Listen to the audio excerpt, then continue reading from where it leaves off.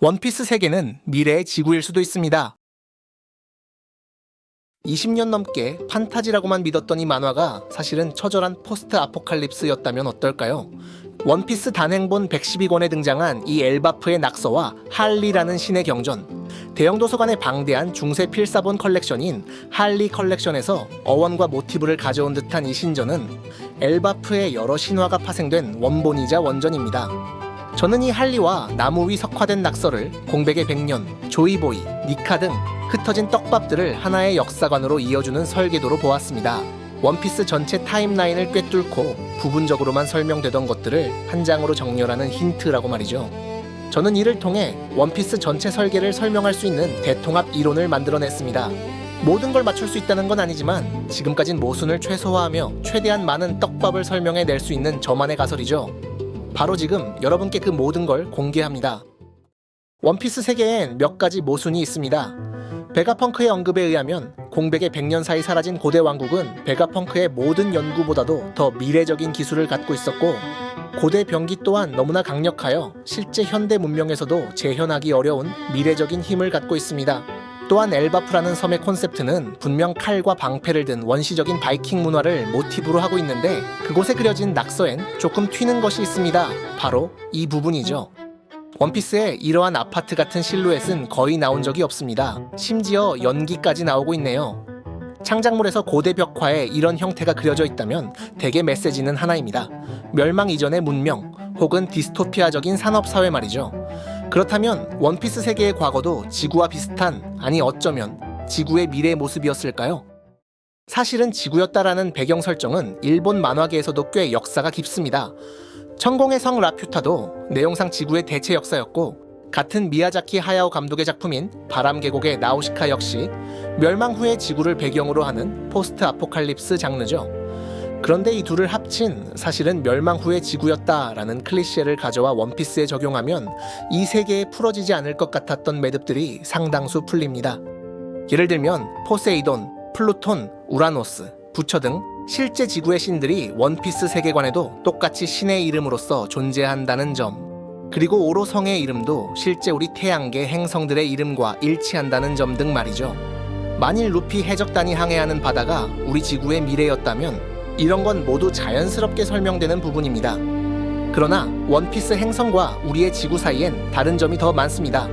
우선 지리학적으론 레드라인과 그랜드라인의 존재 자체가 이상하고, 생물학적으론 어인, 거인, 소인 등을 비롯한 아인종들이나 이미 멸종한 공룡 같은 생물들이 존재한다는 점 등이 그렇죠. 오하라에 있던 지구본의 모습도 실제 지구와는 거리가 멉니다. 물론 원래부터 그런 행성이다, 판타지 만화라서 그렇다라고 넘겨도 별 문제는 없습니다. 여태까지도 우린 이 작품을 그렇게 읽어왔으니까요. 하지만 이 만화엔 그 이상의 비밀이 숨겨져 있었을지도 모릅니다. 베가펑크와 클로버 박사의 이야기에 따르면 공백의 100년에 숨겨진 진실은 대략 이렇습니다. 미래적인 기술을 가졌던 고대 왕국, 그리고 세계 정부의 전신인 20명의 왕이 서로 대전쟁을 했고, 고대 왕국 측은 자신들의 멸망을 예측하곤 파괴되지 않는 돌에 문자를 새겨 남겼습니다. 그것이 바로 포네그리프죠. 그런데 엘바프 편에서 추가로 밝혀진 이야기는 그것보다 더 큰 이야기처럼 들립니다. 바로 세계는 2번이나 부서졌고, 그때마다 니카가 해방과 파괴의 신으로서 나타났다는 것입니다. 팬들은 여태껏 공백의 100년과 고대 왕국, 조이보이 등에만 집중했는데 그 이상의 무언가가 등장한 것이죠.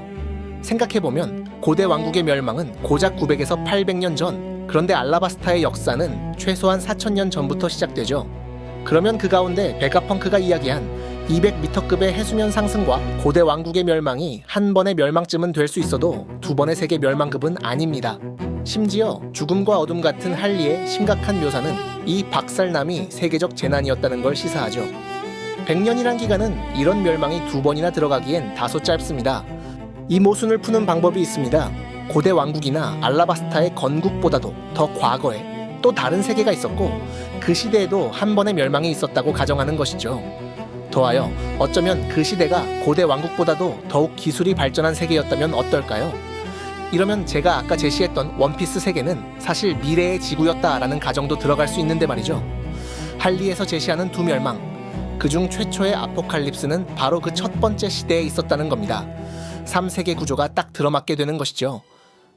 물론 이런 반박이 있을 수 있습니다. 다른 건 몰라도 원피스 행성이 미래의 지구라면 오하라 도서관의 이 이상한 지구본과는 전혀 맞지 않다는 거죠.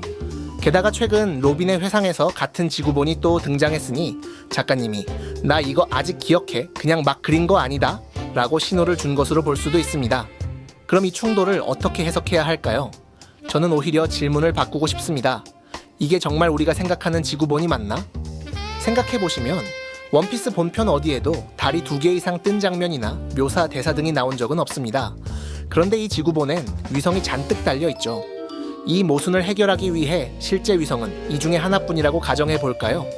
그럼 이 모형은 하나의 위성과 여러 행성을 묘사한 천동설 모델로 읽히게 됩니다. 게다가 이 오하라 지구본은 천동설 기반 모델인 혼천이와 형태적으로 너무 유사하기도 하죠. 지구가 가운데에 있고 주변을 하늘이 돌고 있는 것이 말입니다. 이 중 가장 큰 곰보 위성을 달로 본다면 나머지 천체들은 사실 태양계의 행성들이며 그 크기나 형태 또한 땅에서 바라보는 관점에서 묘사된 것일 수 있습니다. 이러면 실제로 가장 가까운 달이 가장 크게 묘사됐다는 점, 태양도 없는데 행성 자전축이 기울어졌다는 점, 천체 간의 궤도가 겹치거나 위성이 위성을 가졌다는 점 등 이 모델의 이상한 부분들이 해결됩니다. 지구와의 거리가 먼 해왕성, 천왕성, 명왕성을 제외한 수, 금, 화, 목, 토성이 이 천체들의 정체였다면 이는 오로성의 이름들과도 일치하며 심지어 새로 합류한 갈링성의 머리 모양은 초승달이니 모형과 한 번 더 일치하게 됩니다. 그러나 일반적인 천동설 모델에는 태양이 들어가 있어야 하는데 여기엔 없죠. 이는 이 지구본이 태양, 니카를 부정하고 우주의 중심을 바다, 임으로 고정하려는 세계 정부의 프로파간다일 가능성까지도 시사합니다. 진실은 때로 정치 권력과 부딪힙니다. 천동설과 지동설의 충돌이 대표적인 예였죠. 오하라 스토리의 중심 주제 역시 이를 관통합니다. 진실을 추구하는 자들과 이를 숨기는 권력 간의 갈등 말이죠. 이 지구본이 혼천의에 더 가까운 천동설 모델이라면 이는 제 원피스 미래 지구 가설을 반박하지 않는 동시에 오하라 스토리의 주제마저 강화하는 재료일 수 있습니다. 또한 작품 외적으로 보자면 이는 원피스 세계가 미래 지구임을 숨기려는 오다 선생님의 서술 트릭으로 보일 수도 있죠. 토성고리가 없는 이유나 천체 궤도가 말이 안 되는 이유가 거기 기인한 것일지도 모릅니다. 지나치게 제대로 그려버리면 이 지구본이 천동설 모델인 게 너무 빨리 해석될 테니까요.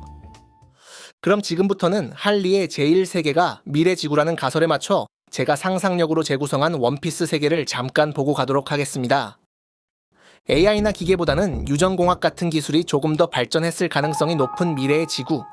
그곳은 현재 우리가 사는 세계보다 훨씬 더 진보한 만화 같은 곳이었을 겁니다. 마치 베가펑크가 보여준 도라에몽 스타일 레트로 퓨처리즘 SF 세계에 바이오펑크가 좀 더 가미된 듯한 곳 말이죠. 사람들은 개성으로 머리에 뿔을 달고 공룡 등 멸종된 고대 생물을 재미삼아 복원하거나 조리 없이도 음식이 되고 폭발적으로 성장하는 식물 등 여러 가지 기괴한 생물들을 만들었을 겁니다. 그들은 우주까지 나아갔고 달마저도 식민지화했죠. 그러나 그곳은 마냥 천국은 아니었습니다. 할리에 등장하는 노예라는 단어에서 볼 수 있듯 1세기 인류는 우리의 실제 역사처럼 계급을 나누고 노예들을 만든 것입니다.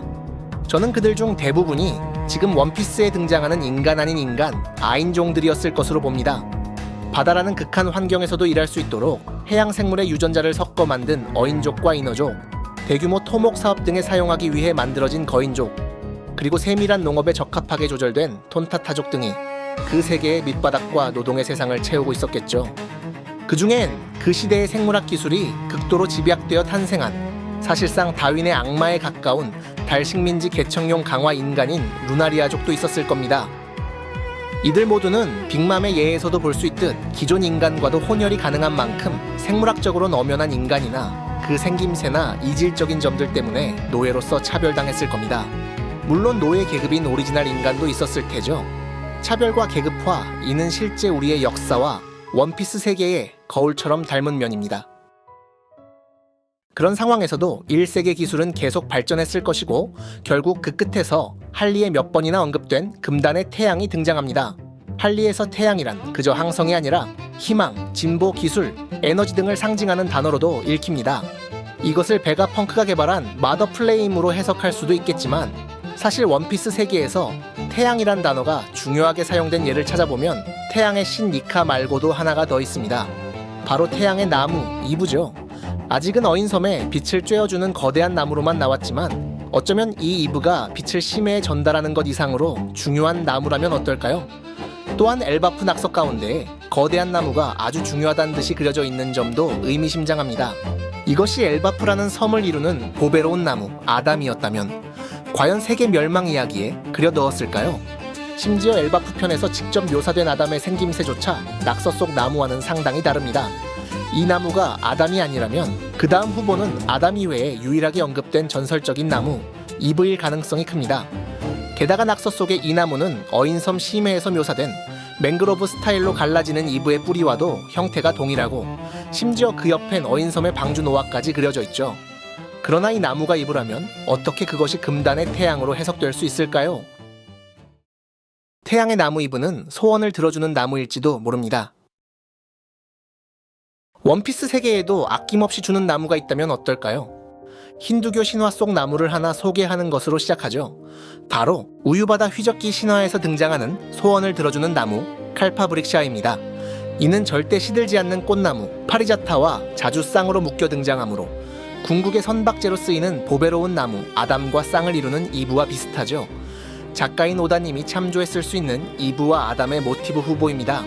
물론 그 이름을 보면 성경 창세기에 나오는 선악과나무와 생명나무의 모티브도 당연히 있겠지만 칼파브릭샤와 파리자타가 그 속성상 원피스의 두 거목에 조금 더 가까워 보입니다. 칼파브릭샤는 힌두교, 자이나교, 불교 등 여러 종교의 신화에 등장하고 주로 기도하면 원하는 것을 무엇이든 내어주는 나무로 등장합니다. 음식, 의복, 보석, 심지어 지식과 깨달음까지도 얻을 수 있다고 묘사되죠. 신화에 따라 하늘, 땅, 지하를 연결하는 세계수의 역할을 하기도 하며 태초엔 인류가 칼파브릭샤로부터 모든 것을 얻었지만 인간의 타락으로 인해 이 나무가 사라져 노동이 시작되었다고 보는 경우도 있습니다. 혹시 소원을 이루어주는 나무 칼파브릭샤가 태양의 나무 이브의 모티브이며 같은 능력을 지닌다면 이브는 소원을 대체 어떻게 이루어준다는 것일까요? 어쩌면 이 능력이 금단의 태양이라고 불릴 정도였던 1세기 기술의 정점과 관련이 있을까요? 이쯤에서 저는 엘바프 낙서 속 여러 해석 시도가 있었으나 결론이 영 깔끔하지 않은 이 부분을 저만의 시각으로 다시 해석해보려 합니다. 미리 말씀드리자면 전 이것을 어떤 시스템에 관한 그림으로 봅니다.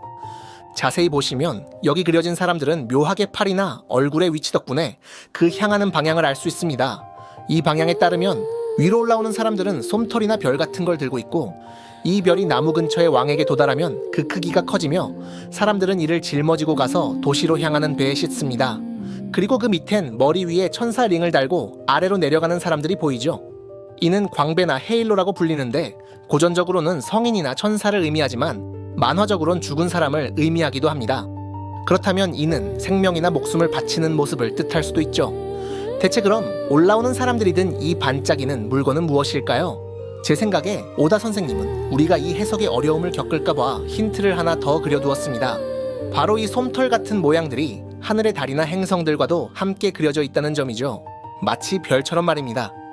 일본어에 소양이 있으신 분이라면 뭔가 알아챘을지도 모릅니다. 일본어로 별은 호시, 그리고 원하다, 갖고 싶다는 말은 호시이거든요. 발음이 비슷하여 언어 유희나 상징적 표현 등으로 자주 붙어 나오는 단어들입니다. 그리고 원피스에선 이러한 다자레, 즉 말장난이 복선이나 증거가 되는 경우가 많죠. 하늘에도 있고 사람에게도 있는 것이 무엇일까요? 이 그림을 그렸다는 엘바프 어린아이들의 관점에서 본다면 호시는 적절한 해답이 될 수 있습니다. 그렇다면 이 부분은 이제 생명을 바쳐 소망을 이루는 시스템으로 읽힙니다. 만일 이러한 기술이나 시스템을 말해주고 아이들에게 그려보라고 했다면 이런 식으로밖에 못 그리지 않았을까요? 그리고 놀랍게도 원피스엔 생명과 능력이 교환되는 메커니즘이 이미 여럿 나왔습니다. 수명이 깎이는 대신 그만큼의 힘을 주는 알라바스타의 호수, 일시적으로 강력한 힘을 주지만 그 부작용으로 늙어버리는 어인섬의 옷값 속 에너지 스테로이드, 수명을 가져가는 대신 힘을 주는 이매 기술 악마 계약 등 말이죠. 어쩌면 태양의 나무 이브는 그런 식으로 생명을 먹고 꿈을 이루어주는 나무였을까요? 그래서 이 나무 바로 옆 왕관을 쓴 인물에게 소원을 가져다주면 더 커진, 이루어진 소원으로 바꿔가는 모습이 그려진 것일까요? 이런 엄청난 기술이 우리 세계에 실제한다면 어떨까요? 당연히 병기로 악용되거나 전쟁의 불씨가 될 가능성이 충분합니다. 인간의 욕망은 폭력적일 수 있기 때문이죠. 그런데 이 나무의 작동 원리가 꼭 베가펑크의 악마의 열매는 사람들의 소망이 현실화한 것이다 라는 말과 소름 돋게도 연결되는 부분이 있는 것 같습니다. 어쩌면 이것이 악마의 열매 초능력 그리고 1세기의 대전쟁과 멸망을 불러온 건 아닐까요? 자, 여기부턴 다시 상상력의 영역입니다. 타임라인 순으로 정렬해보죠. 고대 왕국의 멸망이나 알라바스타의 건국보다도 더 먼 옛날, 그러나 우리에겐 미래가 되는 지구, 제1세계, 누군가가 소원을 들어주는 나무, 이브를 개발합니다. 이는 거의 다른 차원 수준의 초격차 기술이었겠죠. 이 기술 덕에 마법과 과학을 구분할 수 없는 풍요로운 세상이 펼쳐졌지만 얼마 가지 않아 세상은 이를 중심으로 전쟁의 불길에 휩싸였을 겁니다. 이브의 능력은 강력한 전쟁 병기로 이용되었을 것이고 상대편에선 그 능력을 무력화하는 기술을 개발하려 노력했겠죠. 어쩌면 그것이 현재의 원피스 세계에 바다의 미움을 받는다라는 개념으로 남은 걸지도 모릅니다. 당시 이브 능력자들의 힘을 빼앗아 무력화하는 그 물질이 1세계 대전쟁 중 가스나 나노봇 등의 형태로 대기나 환경에 무분별하게 사출되었다면, 그리고 지금도 전 세계 바다나 고인 물 등에 녹아 득실거리고 있다면 그 물질과 속성은 제3세계에서는 파이로브로인이나 바다의 힘 등으로 불리게 되었을 수 있으니까요. 이러면 현재 악마의 열매 능력자가 바다나 고인물, 해루석 등에다 힘이 빠지는 이유가 설명이 되죠. 해루석이나 포네그리프에 이상할 정도의 내구력 또한 1세기 과학기술의 흔적이라고 설명하면 그럴듯하게 들립니다. 전보벌레, 지니샤나, 해왕류 같은 기이한 생명체들도 그 시대에 발달한 유전공학의 흔적일지도 모릅니다. 예컨대 자기자기 열매 같은 능력에 대항하려면 기존의 금속 무기가 아닌 생체 병기가 필요하니까요. 어쩌면 전기를 발산하는 이상한 능력과 달을 보면 버서커 모드가 되어 죽을 때까지 폭주하는 기이한 전투 시스템을 지닌 밍크족은 대로봇용 병사들이었을지 모릅니다. 더 나아가 모모노스케의 지니샤 명령 능력, 루피, 로저의 만물의 소리를 듣는 힘이나 팩이라는 독특한 기조차도 그 시절의 강화인간 혹은 선택받은 기술 귀족의 흔적일지도 모르죠. 명령에만 따르는 존재인 지니샤 또한 자연 발생한 생명체라기보단 누군가에 의해 설계된 존재 쪽에 가까워 보이고 고대 병기들도 그 시절 대전쟁의 흔적일지도 모릅니다. 마치 천공의 성 라퓨타에 달린 첨단 병기가 고대 신화엔 소돔과 고모라를 멸망시킨 불로 기록된 것처럼요. 마치 현대의 우리처럼 1세기 사람들은 인류를 멸망시킬 규모로 군비 경쟁을 벌여 점차 지구를 죽음의 길로 이끌게 된 것입니다. 그들이 우리의 미래 모습이라면 어쩌면 당연한 일이었겠죠. 물론 이건 여전히 정답이 아니라 잘 빚어진 상상일 뿐입니다. 하지만 원피스라는 이 큰 그림 퍼즐에 제가 제시하는 조각들이 묘하게 들어맞는 느낌이 들지 않으시나요? 자, 다시 엘바프 낙서와 할리로 돌아가자면 결국 그 대전쟁은 레드라인의 융기를 야기한 것 같습니다. 이는 할리의 땅의 신과 업화의 뱀이라는 구절, 그리고 낙서에 그려진 이 거대한 뱀을 통해 어렴풋이 알 수 있는데요. 이는 북유럽 신화 속 세계를 감싸고 있는 뱀 요르문간들을 떠올리게 하며 이를 원피스 행성을 한 바퀴 두르고 있는 붉은 대륙 레드라인과 연결한다면 그 이미지는 거인족 도리와 부로기가 뚫을 수 없다고 언급한 피에 물든 뱀에서 합쳐집니다. 그 기묘한 대륙이 신화에선 뱀으로 묘사된 거죠. 이 레드라인이 생겨난 이유엔 여러 가지 가능성이 있겠습니다. 어떤 한 인간의 실수였거나 누군가가 의도적으로 벽을 세워 인류를 갈라놓으려 했거나 혹은 이브를 파괴하려는 시도가 조금 도를 지나쳤는지도 모르죠. 어쨌든 레드라인 규모의 지각융기나 분화가 일어났다면 이는 행성 멸망 수준의 재앙이었을 겁니다. 실제 지구 역사에서도 한반도 8배가 조금 넘는 면적의 현무암 지대를 형성한 시베리아 트랩의 마그마 분출이 전 지구적인 페름기 트라이아스기 대멸종을 일으켰는데 그보다 훨씬 규모가 큰 레드라인 수준의 분화나 융기라면 엄청난 쓰나미와 집안 붕괴뿐 아니라 화산가스와 에어로졸이 태양을 가리는 화산성 겨울이 수십 년 이상 이어졌겠죠. 이는 할리에 묘사된 죽음과 어둠이라는 말과도 정확히 맞물립니다. 이런 재앙에서 인류가 살아남을 방법은 거의 없습니다. 어쩔 수 없이 사람들은 태양의 나무, 이브 덕분에 유일하게 햇빛이 드는 심해의 어인섬이나 일부는 아예 지구와 떨어져 있는 하늘 위 달로 피신했을 겁니다. 그것이 낙서에 그려진 방주 노아와 하늘을 나는 방주의 정체라면 말이죠. 이러면 모순 하나가 또 사라집니다. 많은 사람들이 노아를 어인들이 타고 태양 아래로 나갈 구조선이라고 예측하죠. 하지만 낙서에 따르면 노아 옆엔 어인들만 그려져 있지 않습니다. 도리어 실제 성경 속 노아의 방주처럼 다양한 동물과 사람들이 짝지어서 타는 듯한 모습이죠. 이 충돌은 노아가 공백의 100년에 만들어진 것이 아닌 1세기에서부터 내려온 진짜 방주라고 가정하면 해결이 됩니다. 그러면 왜 잠수함 등이 아니라 진짜 방주 형태인지도 설명이 되죠. 애초에 심해와 바다 바깥 모두를 오갈 테니까요. 어인섬 전부가 달려들어서 만들었다는 방주 노아의 전설에도 불구하고 부서진 노아를 고치려면 어인들만으론 역부족인 듯 묘사된 것 또한 1세계 어인섬의 기술과 3세계 어인섬의 기술력 차이 때문인지도 모릅니다. 그리고 낙서 속 하늘에 그려진 방주 또한 에넬이 만든 방주 맥심과 굉장히 닮아 있어 해석에 상당한 혼동을 주죠. 하지만 에넬은 하늘섬 비르카 출신입니다. 표지 연재로 드러났듯이 비르카는 사실 달에 있던 도시의 이름이죠.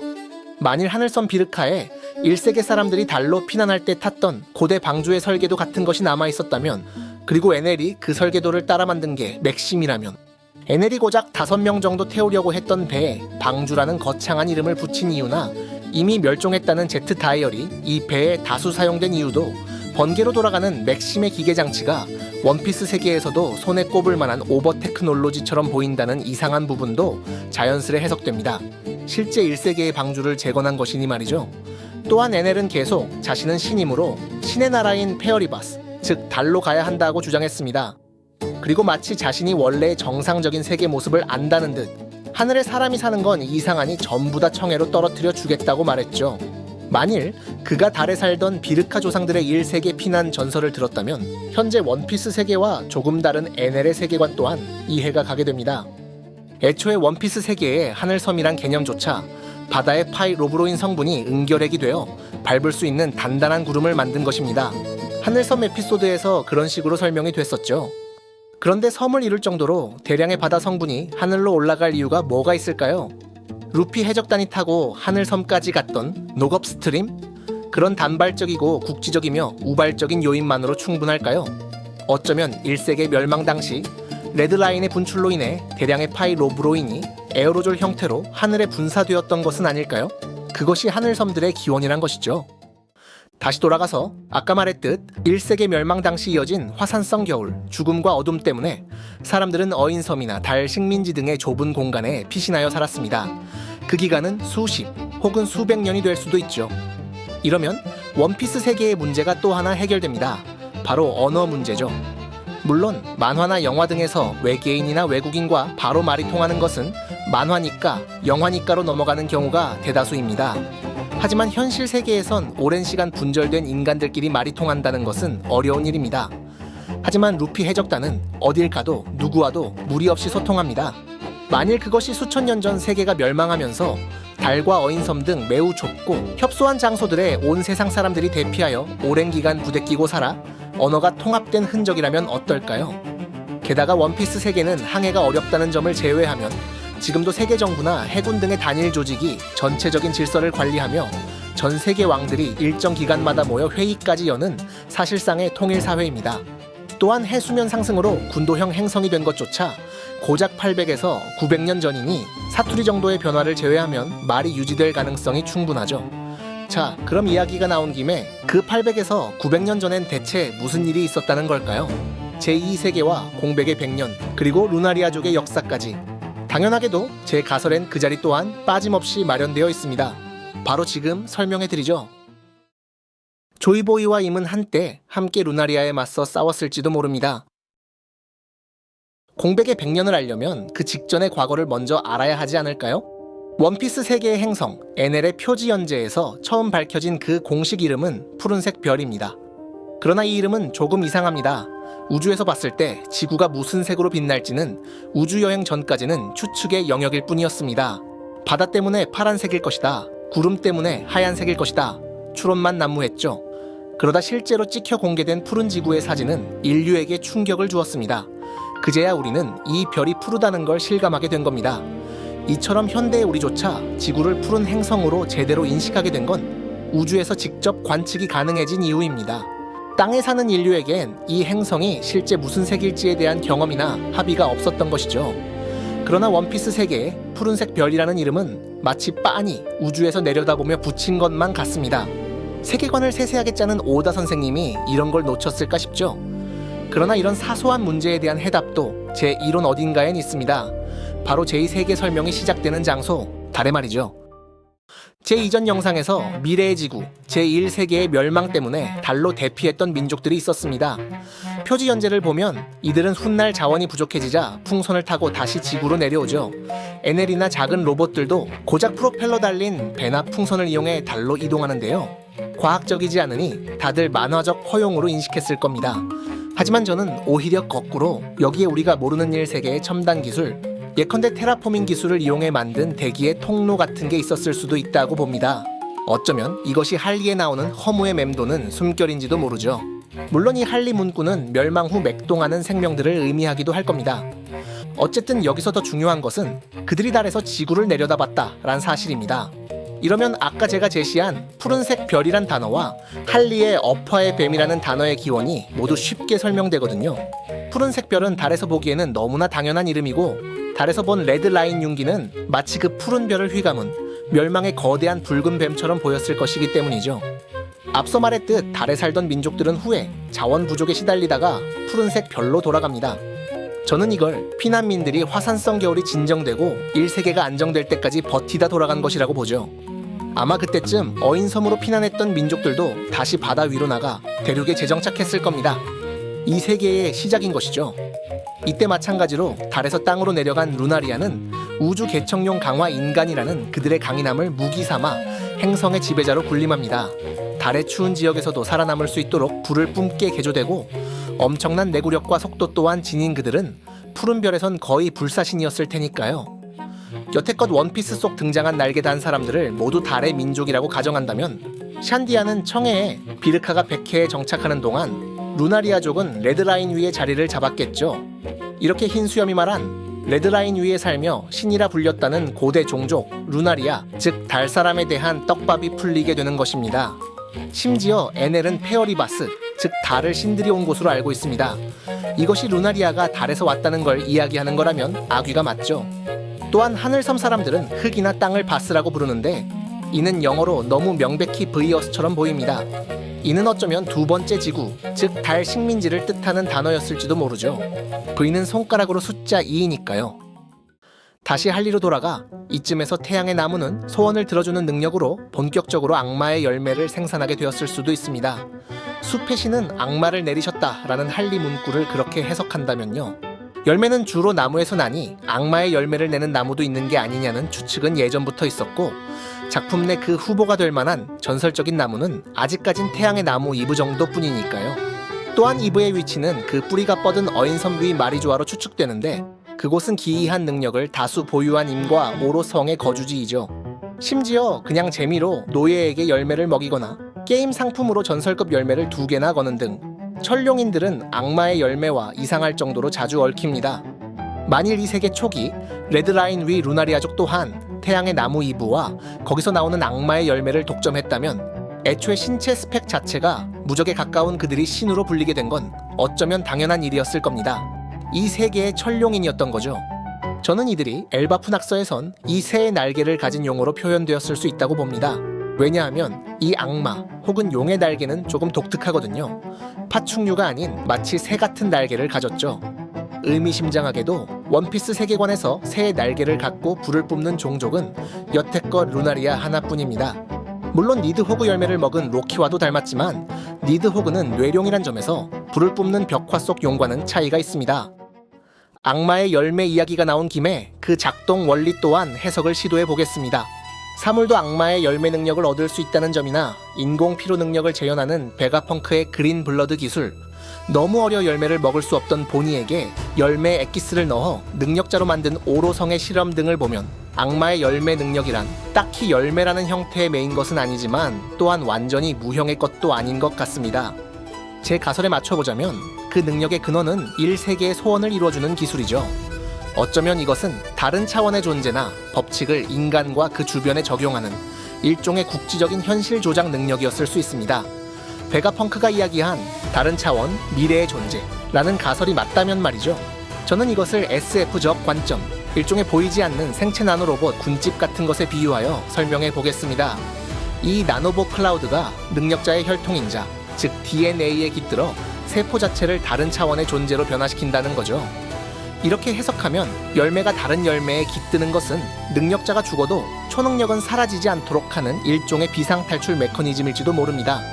전사자가 넘쳐난 1세계 대전쟁 때 개발된 기술일지도 모르죠.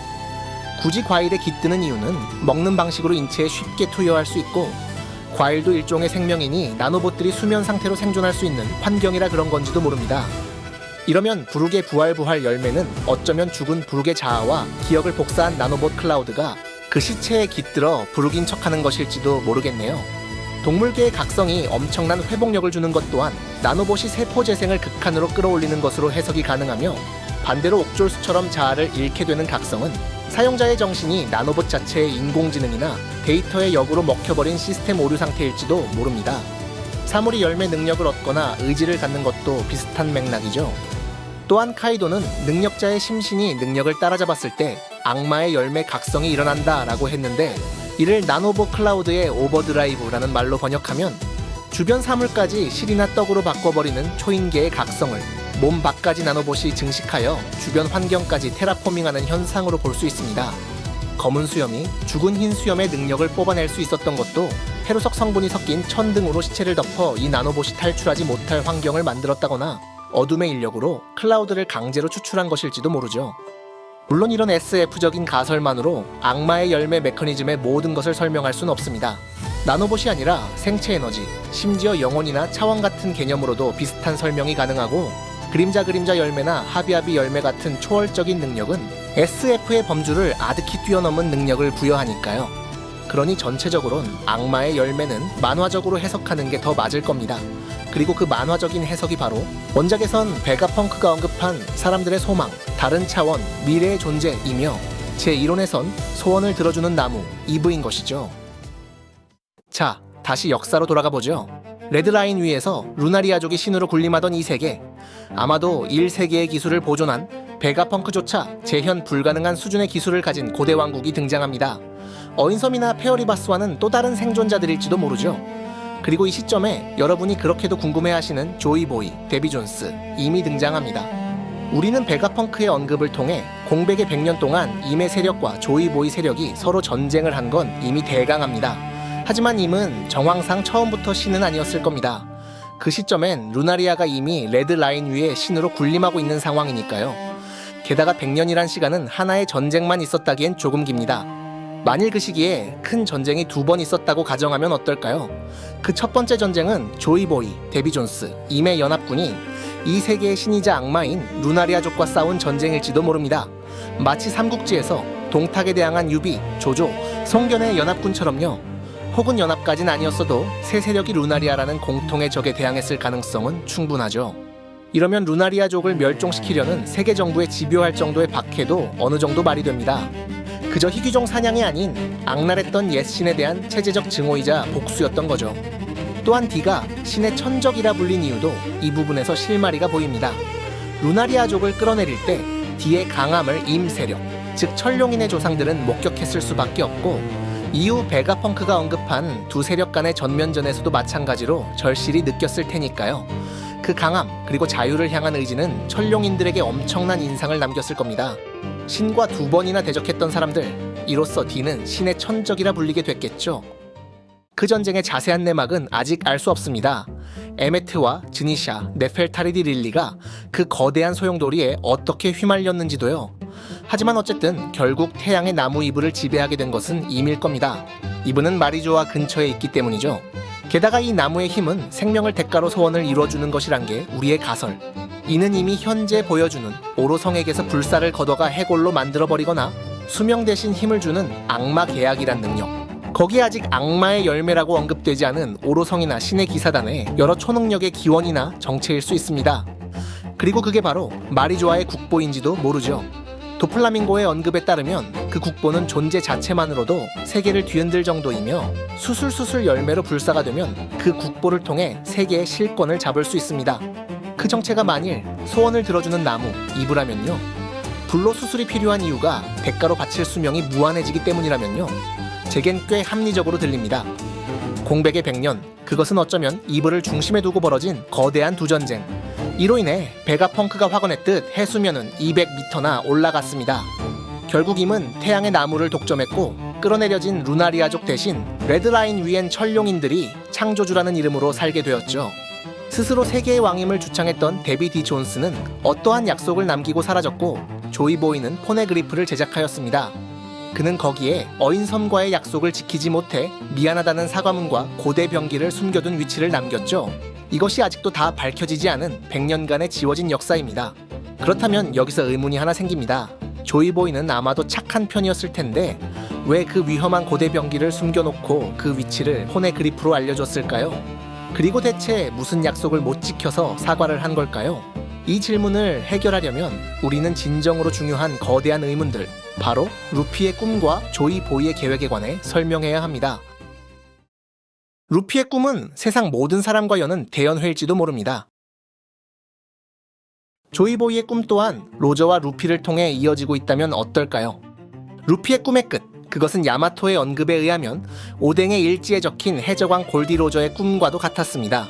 본작에서 이 장면이 나왔을 때 원피스 팬덤은 한 번 뒤집혔습니다. 누가 봐도 원피스의 엔딩과 연결된 떡밥이 분명한데 의도적으로 작가가 숨겼기 때문이죠. 많은 사람이 이 루피의 꿈에 관해 저마다의 추론을 내놓았고 저 또한 저만의 정답을 마음속으로 정했습니다. 제 생각에 그 꿈은 바로 원피스라는 엄청난 보물로 세상 모든 사람이 한 사람도 빠짐없이 둘러앉는 역사상 최고의 대연회를 여는 것이죠. 이상한가요? 현실 가능성이 없나요? 하지만 왠지 루피답고 마음에 들지 않나요? 세계를 보고 책을 쓰겠다는 사보의 꿈과 세계의 해적으로서의 악명을 떨치겠다는 에이스의 뒤를 이어 말한 루피의 꿈엔 역시 세계나 세상이라는 단어가 들어갈 텐데 누구나 쉽게 친구나 동료로 받아들이고 걸핏하면 연회를 벌이려는 루피의 성격과 행동을 생각하면 저는 이만한 후보가 없다고 생각합니다. 누군가는 반박하며 루피는 영웅이 아니라 해적이라고 할 겁니다. 하지만 루피의 말 맞다나 영웅은 고기를 나눠주지만 해적은 고기로 잔치를 벌이는 존재죠. 원피스에선 적을 물리칠 때마다 무조건 연회 장면이 나옵니다. 마치 작가님이 연회를 가장 이상적인 엔딩으로 생각하는 것 같이요. 그럴 때마다 루피는 보물을 독차지하기보다 그걸 써서 다 같이 즐기는 걸 선호하죠. 그것도 충분히 해적다운 일입니다. 또한 어릴 적 루피는 항상 음식을 훔쳐먹은 뒤에 보물 외상이라는 말을 남겼는데 해적답지 않게 정직한 루피 성격에 이건 정말로 보물로 갚겠다는 의미로 써둔 걸 겁니다. 바로 원피스라는 엄청난 보물로 말이죠. 그러면 여기서 루피가 꿈의 끝을 이야기했을 때 밀짚 모자 일당의 반응을 살펴볼까요? 이 장면은 굉장히 밀도가 높은 장면이기에 세세하게 살펴보겠습니다.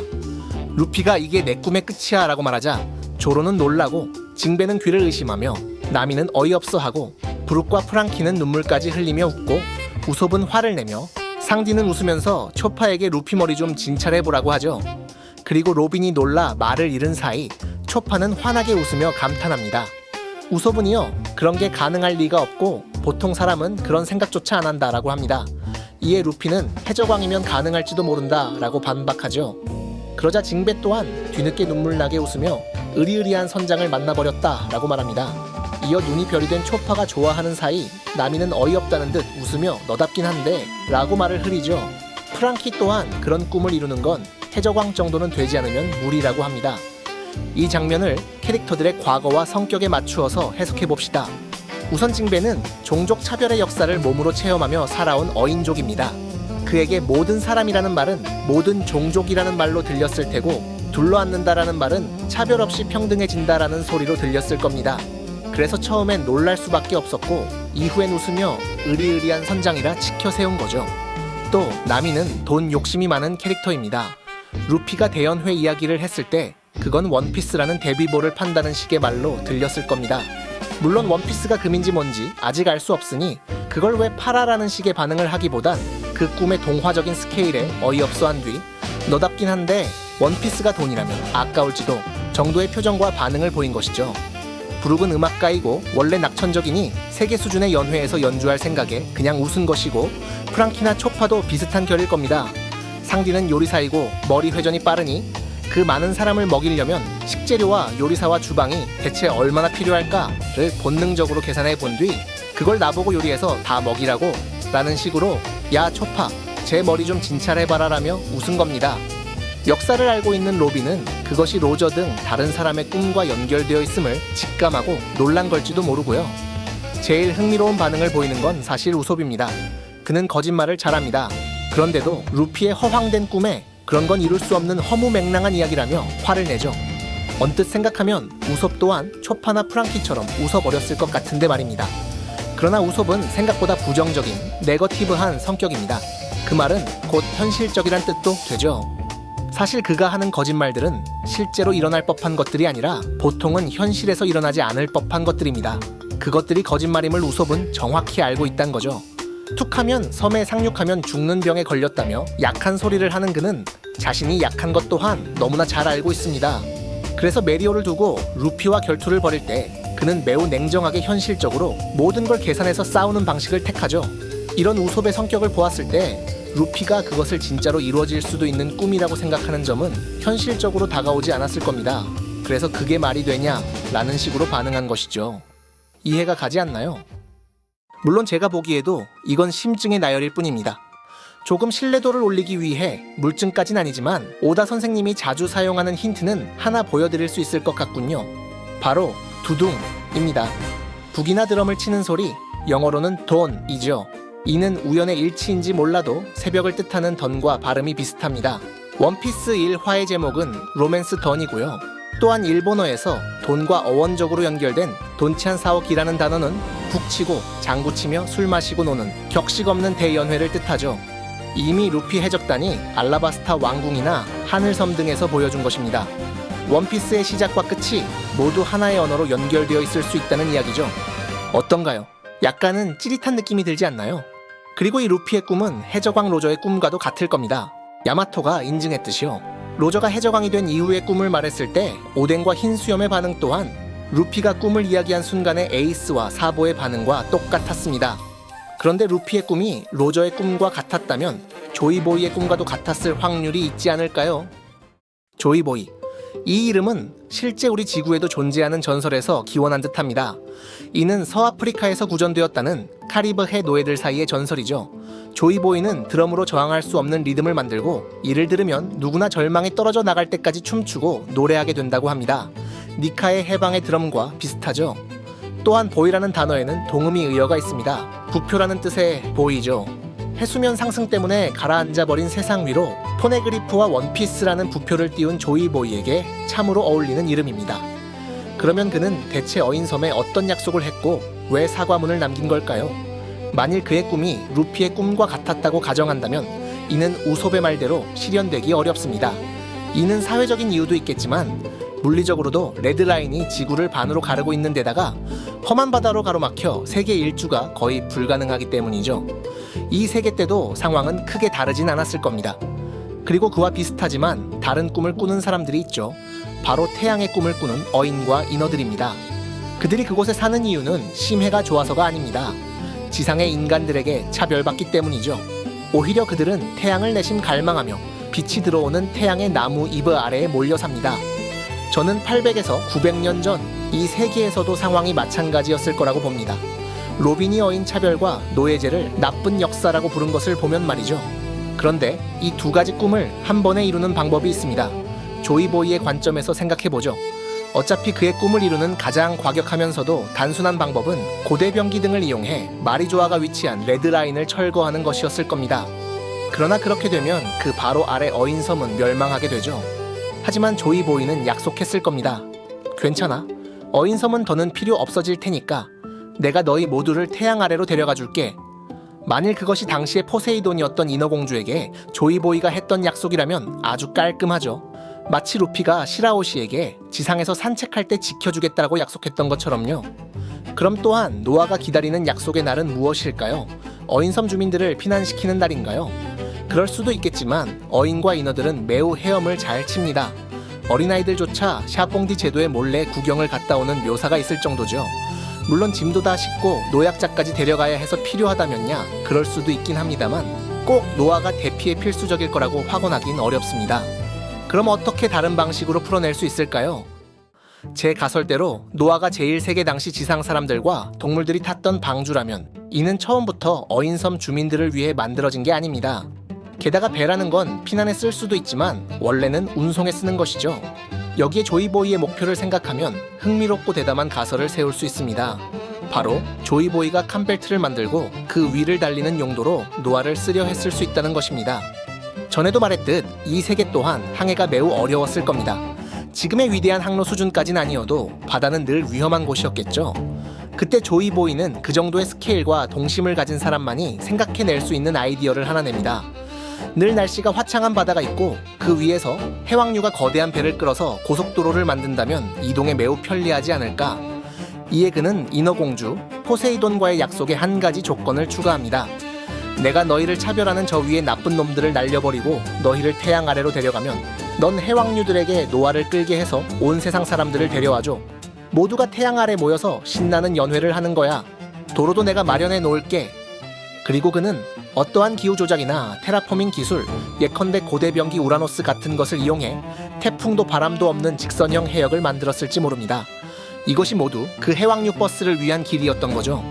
그러나 그의 실패 후 캄펠트와 그곳의 해왕류들은 아이러니하게도 사람들의 이동을 막는 벽이 되어 그랜드라인을 형성하고 말았을 겁니다. 이에 조이보이는 포네그리프에 인어공주를 향한 사과문을 남깁니다. 그리고 그 대신 약속을 지켜줄 사람이 수백 년 후 나타날 거라는 전설이 용궁 왕가의 대대로 남은 것이죠. 이처럼 조이보이의 꿈은 너무나 큰, 어쩌면 루피보다도 더 정신나간 스케일이었던 것입니다. 후에 원피스를 찾아 해적왕이 된 루피가 조이보이의 이 꿈을 이루어주기로 마음먹는다면, 게다가 그것을 이룰 수 있는 유일한 순간이 바로 지금이라는 사실을 알게 되면 루피는 주저없이 레드라인 혹은 마리조아 혹은 거기에 있는 태양의 나무 이불을 부수기로 할지도 모릅니다. 그렇게 되면 루피가 마리조아 아래인 어인섬을 멸망시킬 것이라는 마담 셜리의 예언이 이루어지고 태양 아래로 나온 어인들과 시라오씨와 함께 노하는 진정으로 가동될 준비가 될 것입니다. 이번엔 멸망에서 도피하는 방주가 아닌 즐거움과 연결을 위한 운송수단으로서요. 게다가 마리조아가 무너지고 캄펠트가 더 이상 장애물이 아니게 되면 나뉘어있던 4개의 바다가 섞여 그곳이 그대로 상디가 찾던 오올 블루가 되겠죠. 이것이 아주 오래전부터 유명했던 원피스 엔딩 가설 중 하나인 4개의 바다를 하나로 만든다는 혼일사해 가설을 조이보이의 계획이란 관점에서 다시 엮은 재버전입니다. 그러나 이처럼 바다를 하나로 합치는 것은 꿈의 실현과 그로 인한 장대한 전쟁의 결과일 수는 있어도 딱히 해적다운 보물이나 보상 그 자체로 보이지는 않습니다. 그렇다면 대체 조이보이는 무슨 물건을 모험의 끝에 숨겼단 말일까요?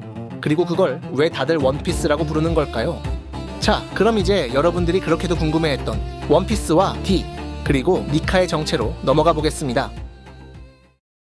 원피스의 정체는 아마도 술일 겁니다. 방금 이런 생각이 들지 않으셨나요? 무슨 헛소리야? 그렇습니다. 이 아이디어를 처음 떠올렸을 때의 저도 이건 별로 좋은 답이 아니라고 느꼈죠. 하지만 생각하고 곱씹을수록 저는 이거 말고는 답이 없는 것 같다는 확신이 조금씩 들었습니다. 우선 인터뷰나 작가의 말 등에 따르면 오다 선생님은 보상은 너희가 여태껏 해온 모험이다 따위의 결말을 싫어한다고 하며 원피스는 우정이나 모험 같은 무형의 것은 아니라고 공언했죠. 그러니 원피스는 물건이거나 형태가 있는 것입니다. 그런데 술은 확실히 물건입니다. 심지어 어떤 술은 현실에서 보물처럼 취급받기도 하죠.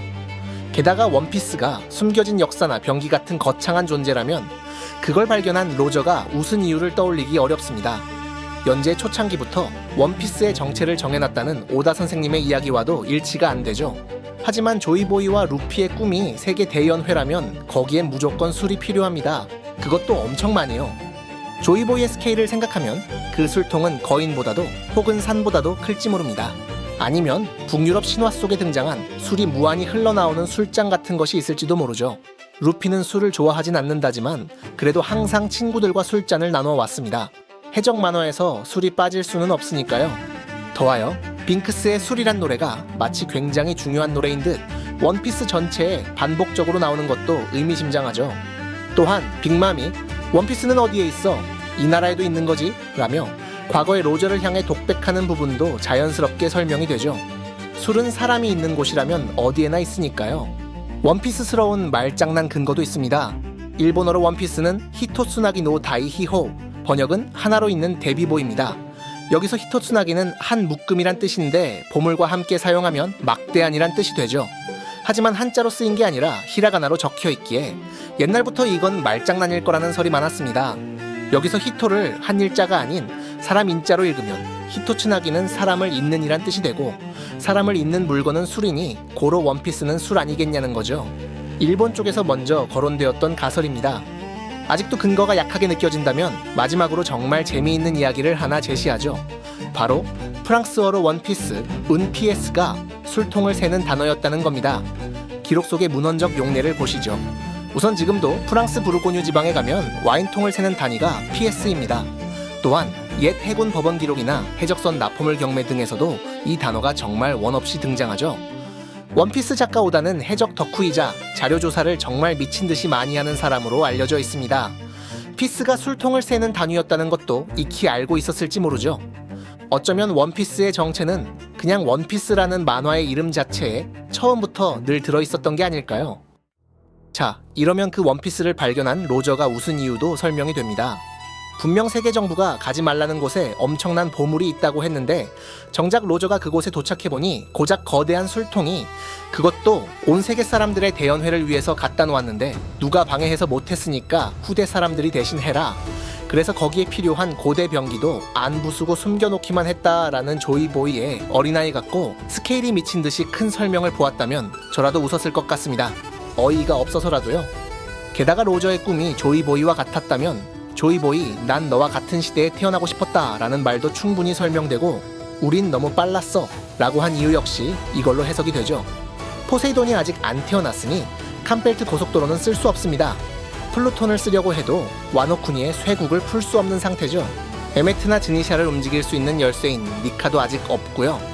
샹크스가 고무고무 열매를 강탈한 이유 역시 니카로 각성할 미래 세대와 그가 가져올 신시대를 위함이었을 겁니다. 어쩌면 로저 선장의 아들을 찾아 먹일 생각이었는지도 모르죠. 그런데 루피가 그걸 덥석 먹어버린 겁니다. 마치 열매가 직접 선택한 것처럼요.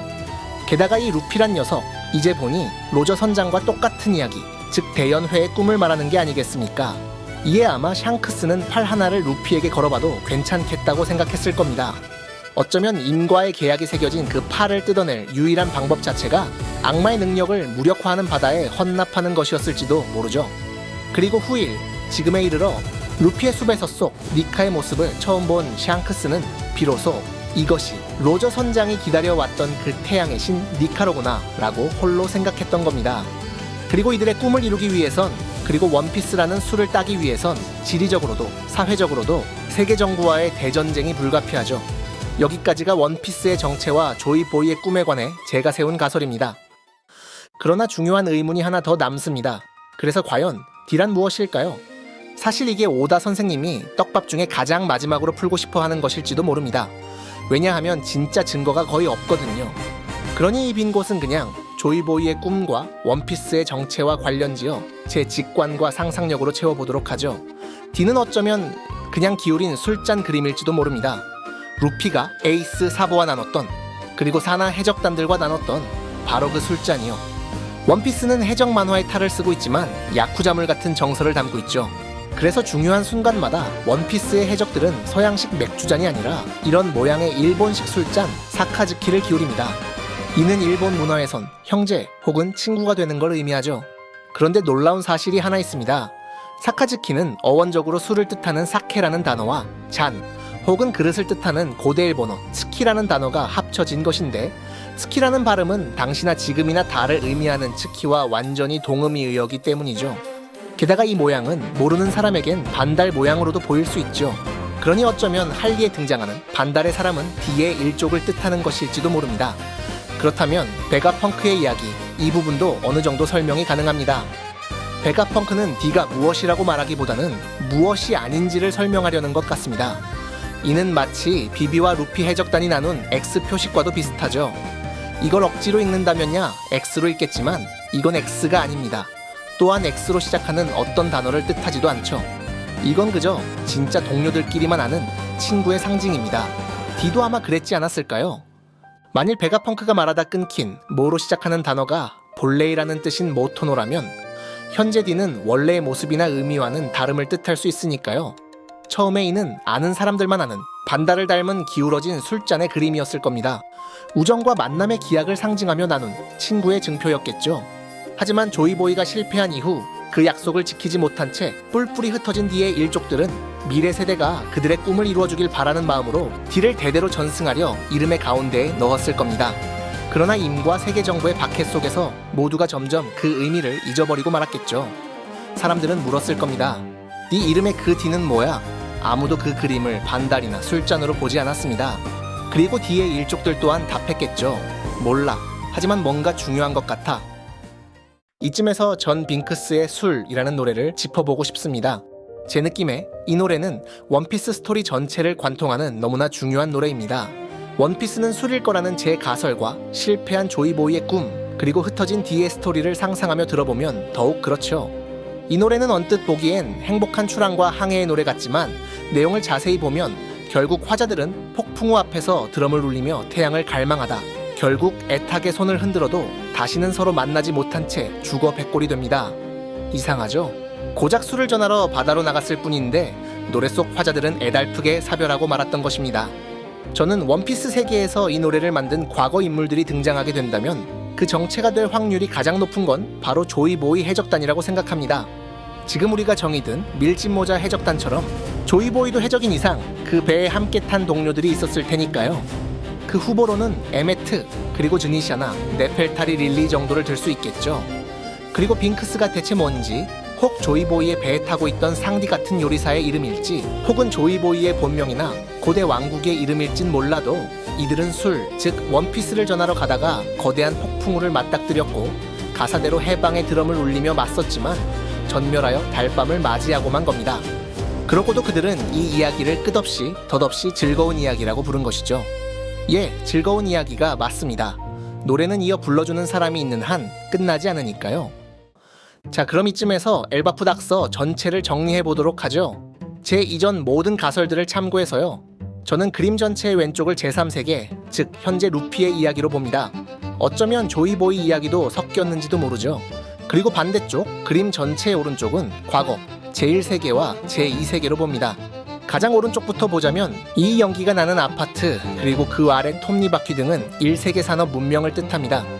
그 옆엔 사람들이 생명을 대가로 꿈을 이뤄서 돌아가는 장면도 나오죠. 이는 가운데 태양의 나무 이브, 그리고 왕관을 쓴 아마도 이브를 지배하는 존재로 이어집니다. 맨 오른쪽 솟아오른 거대한 뱀은 레드라인, 혹은 그것을 융기하게 만든 1세계 지배 계급을 상징하는 듯합니다. 그리고 이브 아래쪽 방주 노아에는 지상생물들과 사람들이 타고 있죠. 이는 멸망하는 1세계에서의 탈출을 보여줍니다. 그 옆에 있는 천사는 증거가 부족하니 빈칸으로 남겨두죠. 어쩌면 노아를 인도한 1세계 기술을 유지한 기술자나 비르카족을 의미할 수도 있겠습니다. 넘어가서 그 위엔 달로 도피 중인 방주도 등장합니다. 이것이 NL의 방주 맥심의 원형일 거라고 저는 해석했었죠. 그보다 높은 하늘엔 루나리아가 살던 달과 작게나마 다른 행성들이 보이네요. 그리고 가운데 이브 위에 날개 달린 용은 이 세계 지배자였던 루나리아족 혹은 악마의 열매 그 자체를 의미할 겁니다. 그리고 왼쪽 태양을 든 악마는 일단은 임이라고 보는 게 맞고요. 마더 플레임일지는 몰라도 손에 태양을 들고 있군요. 그리고 임과 싸우는 사람들은 거인족, 로봇, 루나리아족, 와노쿠니 사무라이, 수장족, 밍크족, 스론, 고대 거인족, 해왕류, 인어공주, 톤타타족, 알라바스타나 구사의 적단으로 추정되는 사람들, 라분과 그 위에 비를 내리게 하는 사람들 등 다문화, 다종족의 연합군입니다. 그리고 하늘엔 여전히 떠있는 작은 별, 즉 소망들이 보이는군요. 그리고 그 가운데 우리의 주인공 루피를 상징하는 니카가 보입니다. 그런데 이 니카의 정체는 무엇일까요? 이렇게까지 가설을 세웠는데 아직 니카가 누구인지 제대로 설명을 못한다는 게 말이 안 되죠. 자, 그럼 시작하겠습니다. 바로 지금 말이죠. 니카의 기원은 아교일 수도 있습니다. 우리가 28년 넘게 고무인간이라고 믿었던 루피가 사실은 조금 다른 능력자였다면 어떨까요? 우선 역사에 따르면 니카는 3명입니다. 단행본 112권 엘바프 장로 야르의 말에 의하면 할리에는 세계가 2번 박살났고 그때마다 태양의 신 니카가 등장했다는 이야기가 나오죠. 그럼 니카는 루피 이외에도 2명이나 더 있다는 말이 됩니다.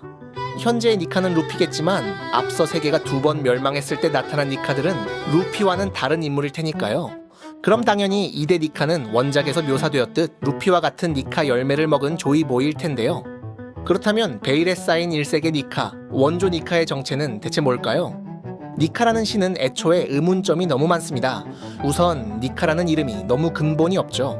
루피가 처음 기어 피프스로 변신하며 입꼬리를 올려 씩 웃은 모습을 일본어로 니카시라고 하니 이게 니카라는 이름의 1차원적인 어원이긴 할 텐데 드럼, 웃음, 춤, 고무처럼 늘어나는 몸, 태양의 신. 이 세 가지 속성은 완전 따로 놀아서 잘 연결이 되지 않습니다. 그게 니카 열매가 처음 등장했을 때 온 원피스 팬덤이 혼란스러워했던 이유죠. 디자인도 좋고 신선하긴 한데 영 설득력이 없게 느껴졌던 겁니다. 오히려 저는 니카가 처음 나올 때 형태가 액체처럼 변하는 걸 보고 루피가 고무나무 수액 원액으로 각성하는 줄 알았습니다. 이렇게 흐물흐물 끓는 모양, 고무와 달리 분리되었다가 붙기도 하는 유동성이라는 말로 표현되는 이상한 니카의 몸, 고무보다 자유롭고 근력이 강해진다는 오로성의 언급. 번개가 안 통하는 건 고무니까 당연한데 화염인 보로브레스도 안 통한다는 점, 심지어 레드 호크로 불까지 쓴다는 점 등 니카의 특성은 평범한 고무와는 점점 멀어지죠. 이런 탓에 루피의 적들은 이게 고무의 능력이라고? 라고 의문을 가진 적이 많습니다. 그런데 이 모든 모순과 니카라는 이상한 이름의 어원을 한 번에 묶어서 설명할 방법이 있을까요? 저는 하나 찾았습니다. 바로 니카와 발음이 비슷한 일본어 단어 니카와, 한국말로 아교입니다. 아교, 이는 동물성 접착제로 가죽 등을 끓여 만드는 일종의 풀입니다. 일본에선 전통적으로 그림을 그릴 종이를 붙이거나 할 때 주로 쓰죠. 그런데 이 아교가 니카 열매의 모티브다. 고작 웃는 소리 니캇과 발음이 비슷해서. 하지만 생각해보시죠. 루피가 니카로 처음 변했을 때 몸이 고무라기보단 마치 액체처럼 끓지 않았나요? 아교는 액체 형태로 사용하는 접착제인 동시에 적절히 가열하면 고무처럼 늘어나거나 심지어 뭉치면 탄성까지 생깁니다. 고무줄이나 고무공 등으로 제한되지 않는 자유로운 니카 열매의 성질에 좀 더 가깝죠. 게다가 아교의 한자는 뜻을 나타내는 고기육과 소리를 나타내는 높이날 요가 합쳐진 형성자입니다. 높이나는 고기, 이걸 들으면 무슨 장면이 떠오르시나요? 심지어 니카가 아교에서 기원했다면 그 열매가 동물계인 이유도 하나 더 추가됩니다. 아교는 동물 가죽으로 만드니까요. 물론 사람 열매는 그런 것 없이도 원래 동물계이긴 합니다. 마지막으로 아교는 갈색이나 호박색인데 왜 니카는 하얗냐는 반론이 있을 수 있겠는데요. 놀랍게도 일본엔 최고급 하얀 아교가 있습니다. 사라시 니카와라고 불리는 바렌 아교죠. 불순물을 제거하고 햇빛에 말려 표백한 하얗고 투명한 고급 아교입니다. 이는 일본화 등 전통 미술에서 종이를 접착할 때 하얀색을 유지하기 위해 쓰였죠. 이는 니카가 태양의 신인 것과 그림책, 곧 만화 같은 능력을 보여주는 것과도 연결됩니다. 접착제이니 하나로 있는 데비보라는 원피스와도 연결되고요. 또한 아교는 전통 예술에서 종이에 색깔을 입히기 위해 반드시 필요한 재료입니다. 염료를 아교에 섞어 종이에 붙여야만 색이 고정이 되기 때문이죠. 이것을 루피라는 접착제가 다양한 종족과 민족들이 색깔을 낼 수 있도록 하얀 배경이 되어주는 것이라고 해석한다면 지나친 생각일까요? 하지만 물성이나 관념적인 부분에 비슷한 점이 있다는 것만으론 니카와 아교의 연결성을 전부 설명할 순 없고 고무나 태양과의 연결도 약합니다. 하지만 마지막 조각 하나가 이 이론을 더 강화할 수 있겠군요. 바로 반얀나무입니다. 인도와 방글라데시가 원산지인 이 나무는 벵갈 고무나무라고도 불립니다. 고무 산업과는 별 상관이 없지만 어쨌든 하얀 고무 원액이 나오기 때문이죠. 그런데 제가 태양의 나무 2부의 신화적 모티브로 뽑은 힌두교 신화 속 소원나무 칼파브릭샤를 기억하시나요? 이 칼파브릭샤는 특정 전통과 지역에서 이 반얀나무와 동일시됩니다. 마치 많은 사람들이 성경 속 선악과나무와 사과나무를 동일시하는 것처럼요. 이러면 할리 문구의 이상한 점 하나가 더 해결됩니다. 바로 악마의 열매를 맺은 것으로 추정되는 태양의 나무 2부가 나무의 신이 아니라 숲의 신이라고 불린 점이죠. 반얀나무는 나무 한 그루가 계속해서 옆으로 이어져 나가 혼자서도 숲을 이루는 세상에서 가장 넓은 나무로 불리기 때문입니다. 게다가 이 나무는 몰디브어로 니카라고 불립니다. 원피스 세계의 니카와 발음이 같죠. 이로써 니카라는 이름은 아교, 고무, 태양의 나무, 웃음을 잇는 거의 유일한 이름이 되는 겁니다. 놀랍지 않나요? 하지만 여전히 그래서 대체 왜 그런 이름의 신이 있냐라는 질문엔 답할 수 없습니다. 그러나 그 기원에 늘어나는 몸, 웃음, 드럼소리, 해방의 신, 이 모든 성질이 녹아있는 스토리, 즉 작은 거짓말 하나를 섞어내면 어떨까요? 자, 여기서 또 만화적 상상력을 발휘해 보겠습니다. SF 세계지만 노예가 있던 미래의 지구, 제1세계. 그곳에 살던 원조 니카는 뜨겁게 녹아 끓는 하얀 악유통에 빠졌던 평범한 인간 노예 혹은 혁명가였을지도 모릅니다. 그냥 실수로 빠졌거나 노예들을 해방하려다가 빠진 것이죠. 그는 너무나 뜨거워서 악유를 떨쳐내려 위아래로 뛰었습니다. 그러자 그것은 노예들에게 해방의 춤으로 보였고 공장 철 바닥에서 뛰는 쿵쿵대는 소리는 해방의 드럼 소리로 들렸을 겁니다. 또한 얼굴에 눌어붙은 악교 때문에 시종일관씩 웃는 것처럼 얼굴이 당겨졌을지도 모릅니다. 그럼에도 그는 혁명을 멈추지 않았습니다. 그에게 초능력 같은 건 아마 없었겠지만 악교의 늘어나는 특성을 이용해서 그는 적들을 제압하고 노예들을 해방했죠. 그 장면은 사람들에겐 몸이 고무처럼 늘어나는 것으로 보였을 겁니다. 이에 감사를 표하며 이름이 뭐냐고 질문한 노예들에게 그는 아 뜨거워 이 니카와 좀 떼줘 라고 했을지도 모릅니다. 그런데 그것이 니카라는 이름으로 잘못 들려 와전된 것이죠. 이후 노예들에겐 몸이 고무처럼 늘어나며 웃음, 춤, 드럼 소리와 함께 오는 그리고 뜨거운 하얀 연기를 내뿜는 해방의 신에 대한 신앙이 퍼져나가기 시작했을 겁니다. 그들의 처절한 삶엔 니카에 늘어나는 우스운 몸이나 춤 같은 것들이 모두 희망이 되어주었을 테니까요. 그 신화는 실제 세상에서도 만화 속 인물인 캡틴 아메리카나 슈퍼맨이 나치를 때려잡은 것처럼 니카를 주인공으로 한 만화를 통해 퍼져나갔는지도 모르죠. 마치 원피스 세계관 속 만화인 바다의 전사 소라처럼 말입니다. 어쩌면 이것이 1세계 니카 신앙의 발단일 겁니다. 순전히 제 상상이긴 하지만 원피스답고 오다스럽죠. 이러면 니카 열매에 열이나 불을 견디는 능력, 고무 이상으로 유동성 있는 몸, 그림책 같은 능력, 드럼 소리, 춤과 웃음, 해방의 신이란 속성들 모두가 하나로 연결되게 됩니다. 끼워 맞춘 비약일 뿐이라고요? 해외에서 유행한 루피 레진설과 한 끗 차이라고요? 네, 맞습니다. 하지만 골드 로저가 골디 로저로, 라프텔이 라프테일로 밝혀지는 등 원피스엔 말장난에서 기원한 어원이 이미 상당히 많이 있습니다. 게다가 그것들은 작가님이 직접 그리기 전까진 어디에도 근거가 딱히 나오지 않죠. 게다가 원피스에선 이런 허무맹랑한 오해나 거짓말이 신화나 전설이 되는 게 이상한 일이 아닌데요. 백유권 작가의 말에는 사람은 거짓말을 믿어서 집단을 이룰 수 있는 존재라는 오다 선생님의 발언이 있습니다. 이는 유발 하라리의 사피엔스라는 책에 나오는 내용인데요. 인간은 원래 많아봐야 수십 명 단위의 집단밖에 이룰 수 없지만 거짓말, 즉 이야기, 신화, 종교 등을 믿는 능력을 갖추게 되면서 부족, 국가, 민족 단위로 뭉칠 수 있게 되어 현대 문명을 이뤘다는 겁니다. 게다가 원피스엔 제가 제시한 니카 이야기 같은 장면들이 속속 있습니다. 바로 프랑키의 실수로 생긴 벌지모아의 불타는 영수전설, 허풍과 환상, 인맥 등으로 사왕까지 올라간 버기, 드레스로자에서 오해와 와전으로 가시란 이명이 붙은 우솝 등 말이죠. 이런 걸 보면 원피스 세계에 니카라는 이름의 고무인간 신 열매가 있다고 해도 이상한 일이 아닙니다. 저는 특히나 우솝이 갓 우솝이 되는 장면이 굉장히 의미심장하다고 생각합니다. 우솝의 다양한 거짓말 중 일부는 현실이 되어가고 있죠. 하지만 우솝은 여러 가지 허풍을 떨긴 했어도 신이 되겠다고 한 적은 없습니다. 그러나 결국 굉장히 웃기고 아이러니한 방식으로 사람들의 구원자가 되어 신이라고 불리게 되었죠. 우솝은 그걸 원치 않습니다. 딱히 즐기지도 않죠. 마치 듄의 주인공이 메시아로 받들어지는 것을 싫어했던 것처럼 말입니다. 만일 오다 선생님이 이 갓 우솝 설화를 통해 니카라는 신이 탄생한 배경과 분위기를 미리 설명하려 했다면 어떨까요? 저만의 비약일까요? 1세계의 일반인이었던 한 노예 반란자 혹은 혁명가. 그는 녹은 하얀 악교에 빠져 일순간 고무인간처럼 보였습니다. 그건 단지 사고였지만 퍼져나간 오해와 과장 덕에 노예들은 그 니카라는 웃음과 해방의 신을 소망하게 됐고 일대 니카의 혁명에 실패했음에도 소망을 이루어주는 나무이브는 사람들의 니카 신앙을 악마의 열매로 프린트한 것입니다. 그렇게 고무 몸을 가진 신, 니카를 모델로 하는 사람 열매가 등장한 것이죠. 그 열매를 이 세계의 조이보이가 먹었고 그 역시 1세계 니카처럼 자유로운 세상을 꿈꾸다가 모종의 이유로 실패한 거죠. 그리고 지금 그 꿈을 이어받은 제3니카, 루피가 해적왕이 되려 하는 겁니다.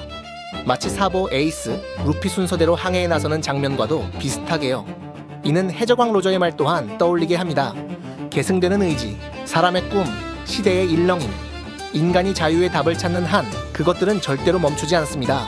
수천 년이 지나든 세계가 멸망하든 몇 번이나 실패하든 말이죠. 이걸로 이 프로젝트도 거의 끝나갑니다. 하지만 아직 설명하지 못한 떡밥들이 남아있네요.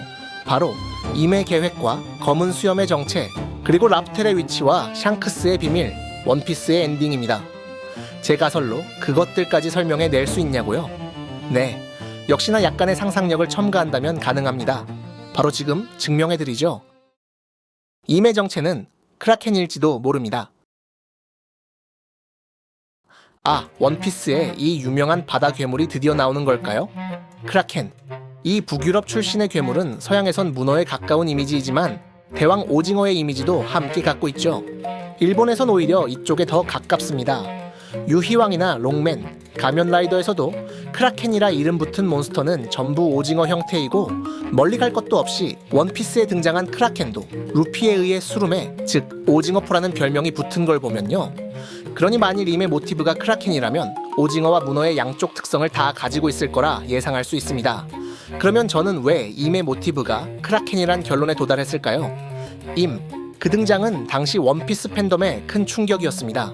세계 최고 권력이라는 오로성의 뒤에 진정한 흑막이 존재한다는 것이 드러났기 때문이죠. 하지만 임의 능력이 꽤 공개된 지금도 그 정체는 여전히 안개 속이었습니다. 하지만 저는 괜찮은 답 하나를 찾았죠. 우선 원작상의 묘사부터 살펴보겠습니다. 사보의 회상에서 등장한 이 임의 실루엣, 크고 둥근 머리, 4개의 손가락, 긴 주둥이나 이빨이 드러난 입을 보면 임은 오로성처럼 괴수로 변신할 수 있는 듯합니다. 그런데 그 와중 제 시선을 끈 것은 임의 독특한 공격 방식이었습니다. 바로 사보와 코브라를 꿰뚫었던 이 화살표 모양 촉수 말이죠. 언뜻 보기엔 그냥 악마의 꼬리처럼 보이지만 이런 길고 뾰족한 작살 같은 기관을 갖고 있는, 그리고 원피스라는 해양 어드벤처 만화와 매우 잘 어울리는 생물이 하나 있습니다. 바로 오징어 말이죠. 대왕 오징어나 훔볼트 오징어의 신체 기관인 초관은 평소엔 숨겨두었다가 사냥 시에 꺼내 먹이를 찌르는 일종의 공격 무기입니다. 이는 만화적 허용을 생각하면 충분히 화살표나 창처럼 표현할 수 있고, 아까 제가 주목했던 악마의 꼬리처럼 보일 수도 있죠. 이미 군코에게 빙의했을 때도 이 꼬리는 자라났습니다. 그런데 조금 이상합니다. 이때 군코의 등에는 악마의 날개도 함께 생겨났기 때문이죠. 임의 모티브가 크라켄이라면 이 날개는 뭐란 말이죠? 그런데 놀랍게도 실제 생물 중 이 날개와도 연결되는 두 종류가 있습니다. 바로 흡혈오징어입니다. 흡혈오징어, 이 동물의 라틴어 학명은 뱀피로테우티스 인페르날리스, 번역하면 지옥에서 온 흡혈귀 오징어입니다. 실제로 흡혈을 하진 않지만 크라켄처럼 오징어와 문어의 특성을 반반씩 가지고 있는 그 중간쯤 되는 생물이라고 하죠. 아주 오래된 생물로 추정되어 살아있는 화석이라고도 불립니다. 그런데 군코 등의 악마 날개와 이 생물이 무슨 관계냐고요? 한 가지 짚고 가죠. 군코의 날개는 누가 봐도 박쥐 날개와 비슷합니다. 애초에 그림에서 묘사된 악마 날개가 당시 화가들이 박쥐에서 본뜬 것이기 때문에 당연한 일이죠. 그런데 흡혈오징어는 일본에선 코우모리다코, 즉 박쥐문어라고 불립니다. 이는 박쥐 날개처럼 막이 있는 다리 때문에 붙은 이름이죠. 게다가 박쥐의 날개는 포유류의 앞발이 길어진 기관이기에 인간처럼 5개의 손가락뼈를 가져야 하는데, 박쥐 열매 능력자인 스투시의 날개엔 엄지손톱이 명확하게 그려진 것과는 대조적으로 정작 군코의 날개엔 손가락이 4개밖에 없습니다. 이는 임의 괴수 형태 실루엣이나 엘바프 벽화 속 악마의 손가락 개수 4개와 똑같죠. 이 양손의 손가락 개수를 합하면 흡혈오징어나 문어의 다리 개수인 8개와 일치합니다. 일반 오징어도 초관 2개를 빼면 원래 다리는 8개라고 볼 수도 있고요. 거기에 군코가 든 삼지창은 바다의 신 포세이돈의 상징입니다. 또한 수명을 가져가는 대신 일시적으로 불사의 몸과 완력을 주는 임의 기술인 악마 계약은 아쿠아루라고 읽는데, 이는 아카락을 일본어로 읽는 2가지 방법인 음독, 아쿠아, 훈독, 와루를 합친 것이기도 하지만 동시에 물을 의미하는 아쿠아와 잡아먹힌다 라는 뜻인 고전 일본어 표현 쿠아로의 합성어처럼 들리기도 합니다. 기술 이름에 늘 능력과 연관된 말장난을 섞는 오다 선생님이라면 이 또한 복선일 수 있죠. 도깨비 참수로 번역된 조로의 기술 오니기리도 주먹밥 오니기리의 말장난인 것처럼요. 그러고 보니 여태까지 공개된 임의 실루엣은 오징어와 좀 닮았습니다. 머리가 뾰족하며 끝엔 접히는 부분이 있고 눈이 커다랗죠. 또한 임이나 오로성, 신의 기사단은 어떤 피해에도 결국은 회복되는 것으로 묘사되는데, 이런 엄청난 회복력 또한 다리가 다시 자라나는 문어나 오징어 계통의 능력, 즉 크라켄에 기원한다고 하면 설명이 어렵지 않습니다. 게다가 이미 자신의 가신들과 힘을 나누는 계약의 이름은 순서대로 천의 계약, 심의 계약, 그리고 심심의 계약이며 흡혈오징어나 크라켄 모두 심해에 사는 생물입니다. 또한 사보는 말이 좋아해서 지옥이란 단어를 언급했는데, 흡혈오징어의 학명엔 처음에 말했듯 지옥이란 단어가 들어갑니다. 게다가 오로성의 말맞다나임은 등불을 지우는 자, 1060화에서 이미 루루시아를 지우는 순간 지도 위에 루루시아 섬엔 X자로 먹칠이 됩니다. 네, 먹물 역시 오징어나 문어와 도무지 떼놓을 수가 없는 속성이죠. 또한 샹크스가 악마의 열매에 대해 처음 설명할 때 악마의 열매는 바다 악마의 화신이라고 설명하는데, 이는 마리조아에 있는 악마의 열매를 맺는 나무 이브를 점유하고 있으리라 추정되는 임과 직결됩니다. 이렇게 보니 증거가 너무 많은 것 같네요. 이 가설에 아직 밝혀지지 않은 떡밥인 스릴러바크 근처의 거대한 그림자를 살짝 집어넣을 수도 있겠습니다. 붉은 눈을 빛내는 이 거대한 그림자는 그저 마의 삼각지대의 불길함을 한 번 더 북돋아주는 맥거핀이나 죽은 떡밥 정도로 지나가고 있었으나, 최근 하랄드의 과거를 보여주며 다시 등장했습니다. 작가님이 아직 잊지 않았다는 말이죠. 그런데 이 마의 삼각지대의 위치 조금 특이합니다. 샤봉디 제도와 꽤 가깝고 일부 당시 해군 본부나 마리조아와도 매우 가깝죠. 근데 마리조아엔 천룡인들과 이미 삽니다. 혹 이 스릴러바크의 거대한 그림자가 크라켄, 즉 하계로 내려간 임일까요? 크라켄은 섬 크기의 괴수로 묘사되곤 하는데, 이미 군코에 빙의하듯 거대 생물이나 섬에 빙의한 걸까요? 물론 오로성처럼 순간이동 능력이 있다면 빙의할 필요도 없겠죠. 태양의 나무 이브는 생명을 먹고 소원을 들어주는 나무라는 게 우리의 가설. 그럼 불사인 것으로 추정되는 임마저도 생명력을 좀 더 섭취하러 내려온 걸까요? 게다가 이 괴물은 크라켄도 닮았지만 일본 요괴인 우미보즈와도 닮았습니다. 원피스에선 우소베 대사로 한번 등장했지만 바다 도깨비라고 번역된 사람 모습의 거대한 해양 괴물이죠.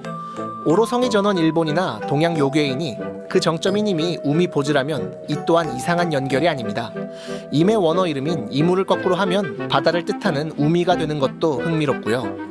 또한 임의 원어인 이무의 두 글자를 합치면 부처라는 뜻의 일본식 한자가 되죠. 이처럼 오다 선생님은 흡혈오징어라는 현실 생물을 다츠로 크라켄, 우미보즈 등 바다의 여러 괴수를 합친 모티브를 임에게 부여했는지도 모릅니다. 어쩌면 우리는 스릴러 바크에서 이미 한번 임의 붉은 눈빛과 마주했던 걸까요?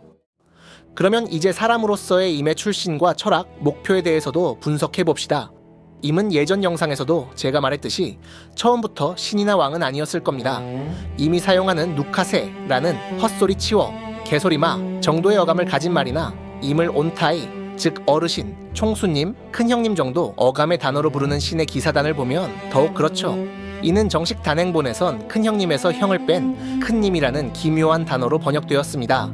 이를 보면 임은 옥좌에 앉기 전엔 천한 신분, 어쩌면 노예나 해적이었을지도 모릅니다. 이러한 배경이 도미리버시라는 독특한 설정으로 녹아 나오는 것 아닐까요? 임은 선한 사람도 리버시 게임처럼 한번 뒤집어 악한 사람으로 만들 수 있습니다. 만일 임이 노예에서 신이 됐다면 이는 정말로 리버시와 비슷한 일이죠. 어쩌면 임은 루피에게 이렇게 말할지도 모르겠습니다. 나도 너와 똑같은 사람이었다. 아니, 나는 너다. 이런 철학이 그 혹은 그녀의 이름, 즉 IMU에도 녹아 나오는 걸까요? 또한 원피스라는 이름 속 피스가 보드게임의 마을을 의미하는 일본식 영어 피스라면 이는 이무의 리버시 게임을 역전할 마지막 신의 한 수를 의미하는 걸지도 모르겠습니다. 임은 평소 꽃의 방에 머뭅니다. 이는 마치 정원 같아 보이는 순수하고 아름답고 통제 불가능한 것이 없는 세계입니다. 어쩌면 이곳에 태양의 나무 이브의 일부가 있는지도 모르죠. 이러한 배경에서도 이미 세상을 지배하는 철학이 느껴집니다. 바로 통제와 관리죠. 제 가설에서 임은 조이보이, 데비 존스를 비롯한 D 세력과 함께 루나리아를 끌어내렸습니다. 그러나 그들 사이에선 철학의 차이로 다시 전쟁이 벌어졌죠. 그런데 여기서 자유를 추구하는 D와 반목했던 임의 철학은 무엇이었을까요?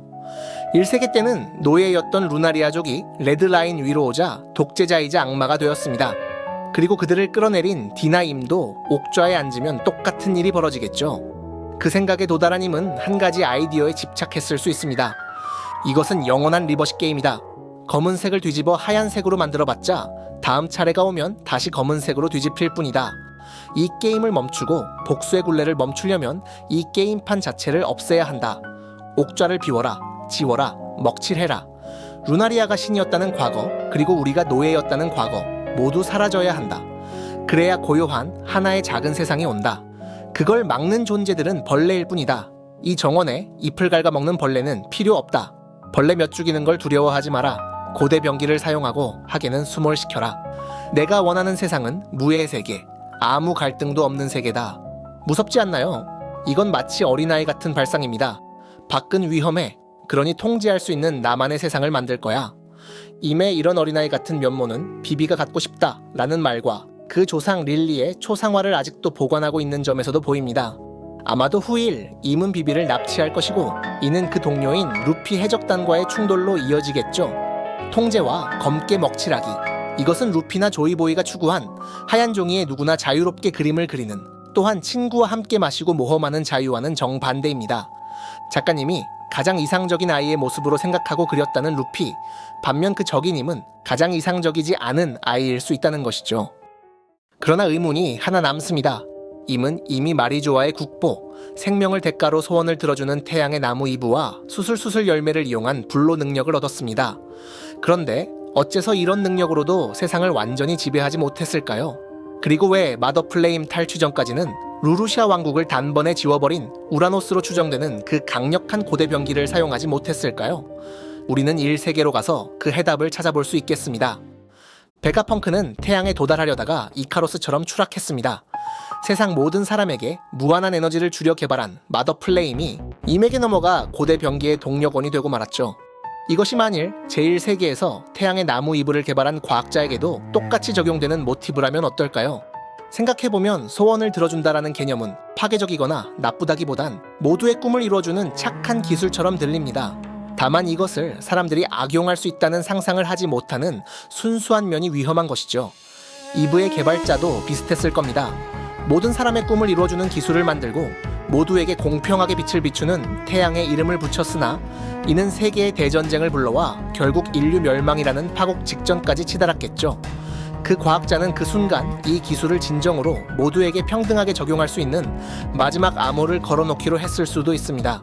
그는 먼저 노예들에게 퍼지고 있는 실존하지도 않는 태양의 신 니카 신앙을 열매로 프린트했습니다.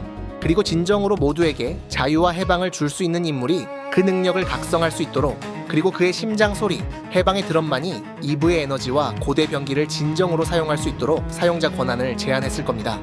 이윽고 전쟁이나 레드라인의 용기, 혹은 그가 바친 생명력 때문에 그는 사망했겠지만 그의 마지막 소원만큼은 효과가 있었습니다. 이브를 독점하려던 세력은 목적 달성이 불가능해졌고 1세계 전쟁은 어느 한쪽의 승리가 아닌 모두의 패배로 이어졌을 테죠.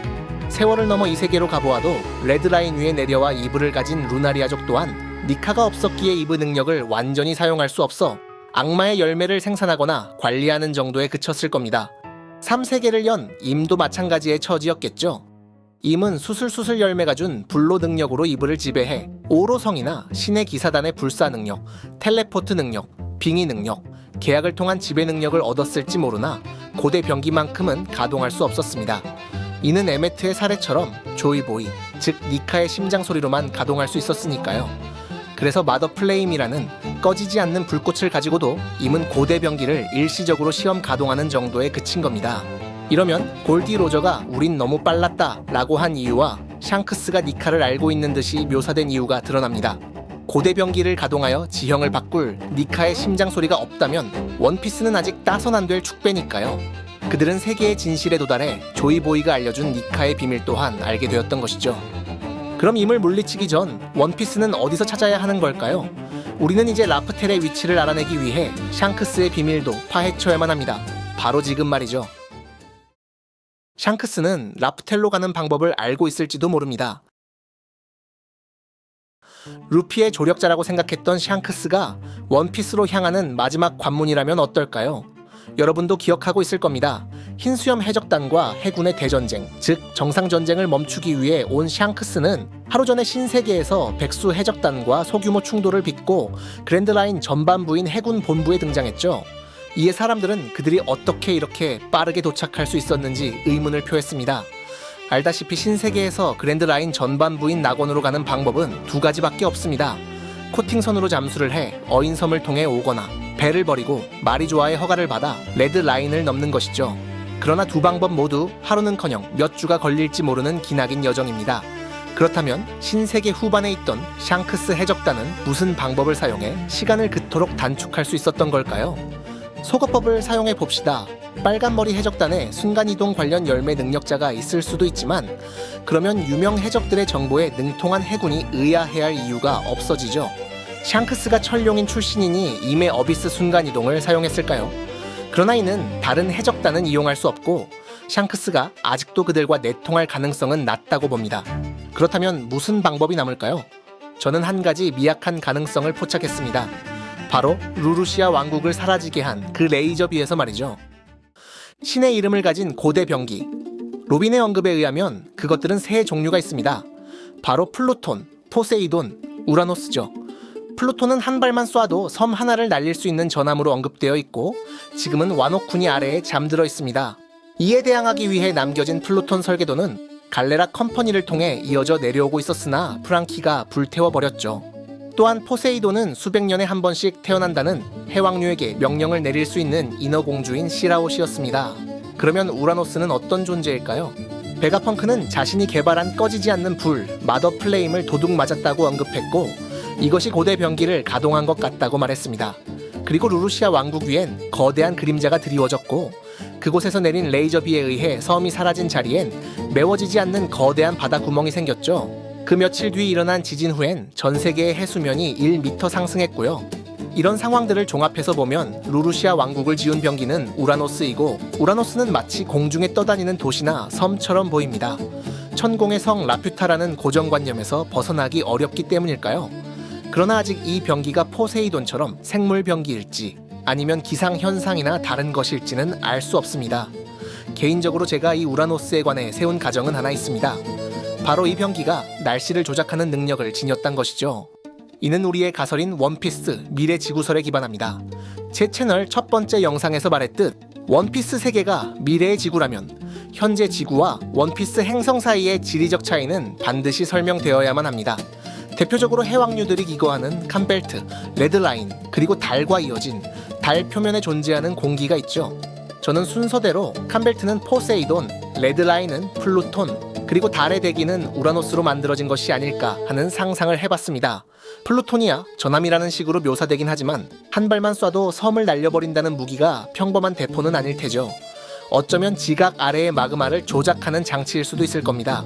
플루톤은 이름부터가 지하세계의 왕인 명계의 신 하데스를 의미하니까요. 그런데 섬을 날려버리는 정도는 묘사에 의하면 우라노스도 가능한 것 같습니다. 또 생각해보니 포세이돈도 해왕류들의 크기를 보면 섬 하나 정도는 우습게 지워버릴 것 같죠. 어쩌면 이 고대 병기들은 그 힘이 너무 강력해서 병기라고 불릴 뿐 전쟁과는 다른 목적으로 만들어진 존재들 아닐까요? 그냥 섬을 날리기 위해서만 존재하는 것은 아니란 거죠. 이 중 이름의 모티브에 따라 우라노스를 하늘을 담당하는 힘으로 본다면 이는 대기나 날씨를 조절하는 존재일지도 모릅니다.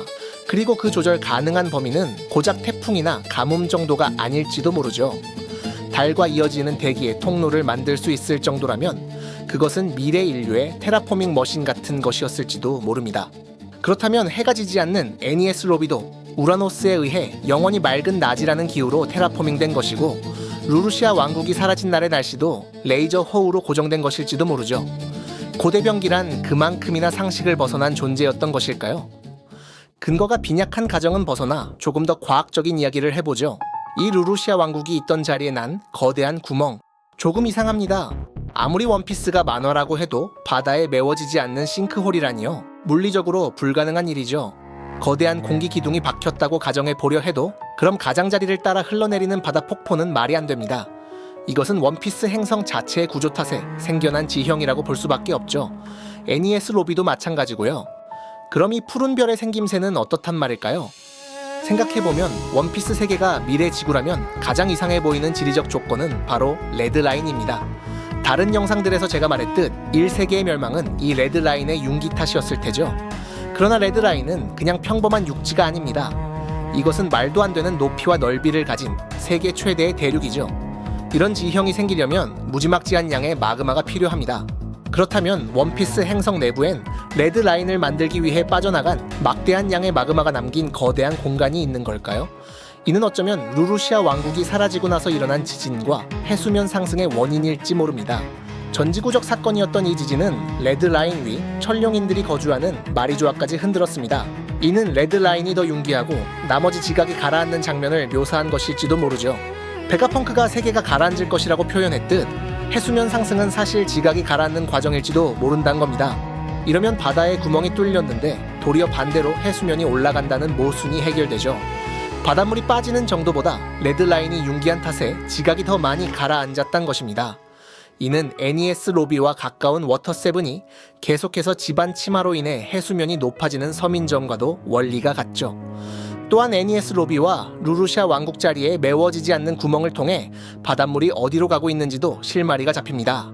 원피스 세계의 지각이 우리 지구와 비슷하게 그냥 땅일 뿐이라면 아무리 깊은 구멍이 뚫려도 순식간에 바닷물이 그곳을 메워 평평한 바다로 만들 겁니다. 그러나 지각 아래에 엄청난 크기와 넓이의 공간이 있다면 꽤 많은 양의 바닷물이 그곳으로 흘러 들어가도 구멍이 메워지지 않을 수 있습니다. 물론 공간의 크기가 무한하진 않을 테니 그곳에서 물이 바깥으로 빠져나오는 구멍도 있어야만 하겠죠. 그래야 지표면의 바다가 메마르지 않을 테니까요. 어쩌면 이는 지각 아래로 빠진 물이 가열되어 압력이 높아져 생겨나는 현상인 녹 업스트림과 정확히 같은 원리로 일어나는 일인지도 모릅니다. 그러면 여기서 한 가지 아이디어를 더 떠올릴 수 있습니다. 만일 그 지각 아래의 바다를 항해할 수 있다면 레드라인이나 어인섬을 거치지 않고도 신세계에서 낙원으로 갈 수 있을지도 모릅니다. 설마 이 위험한 항로를 이용하는 방법을 샹크스는 알고 있었던 걸까요? 생각해보면 원피스 초반 쌍디는 이스트 블루에 있는 로그타운에서 사우스 블루에서만 나온다는 물고기를 산 적이 있습니다.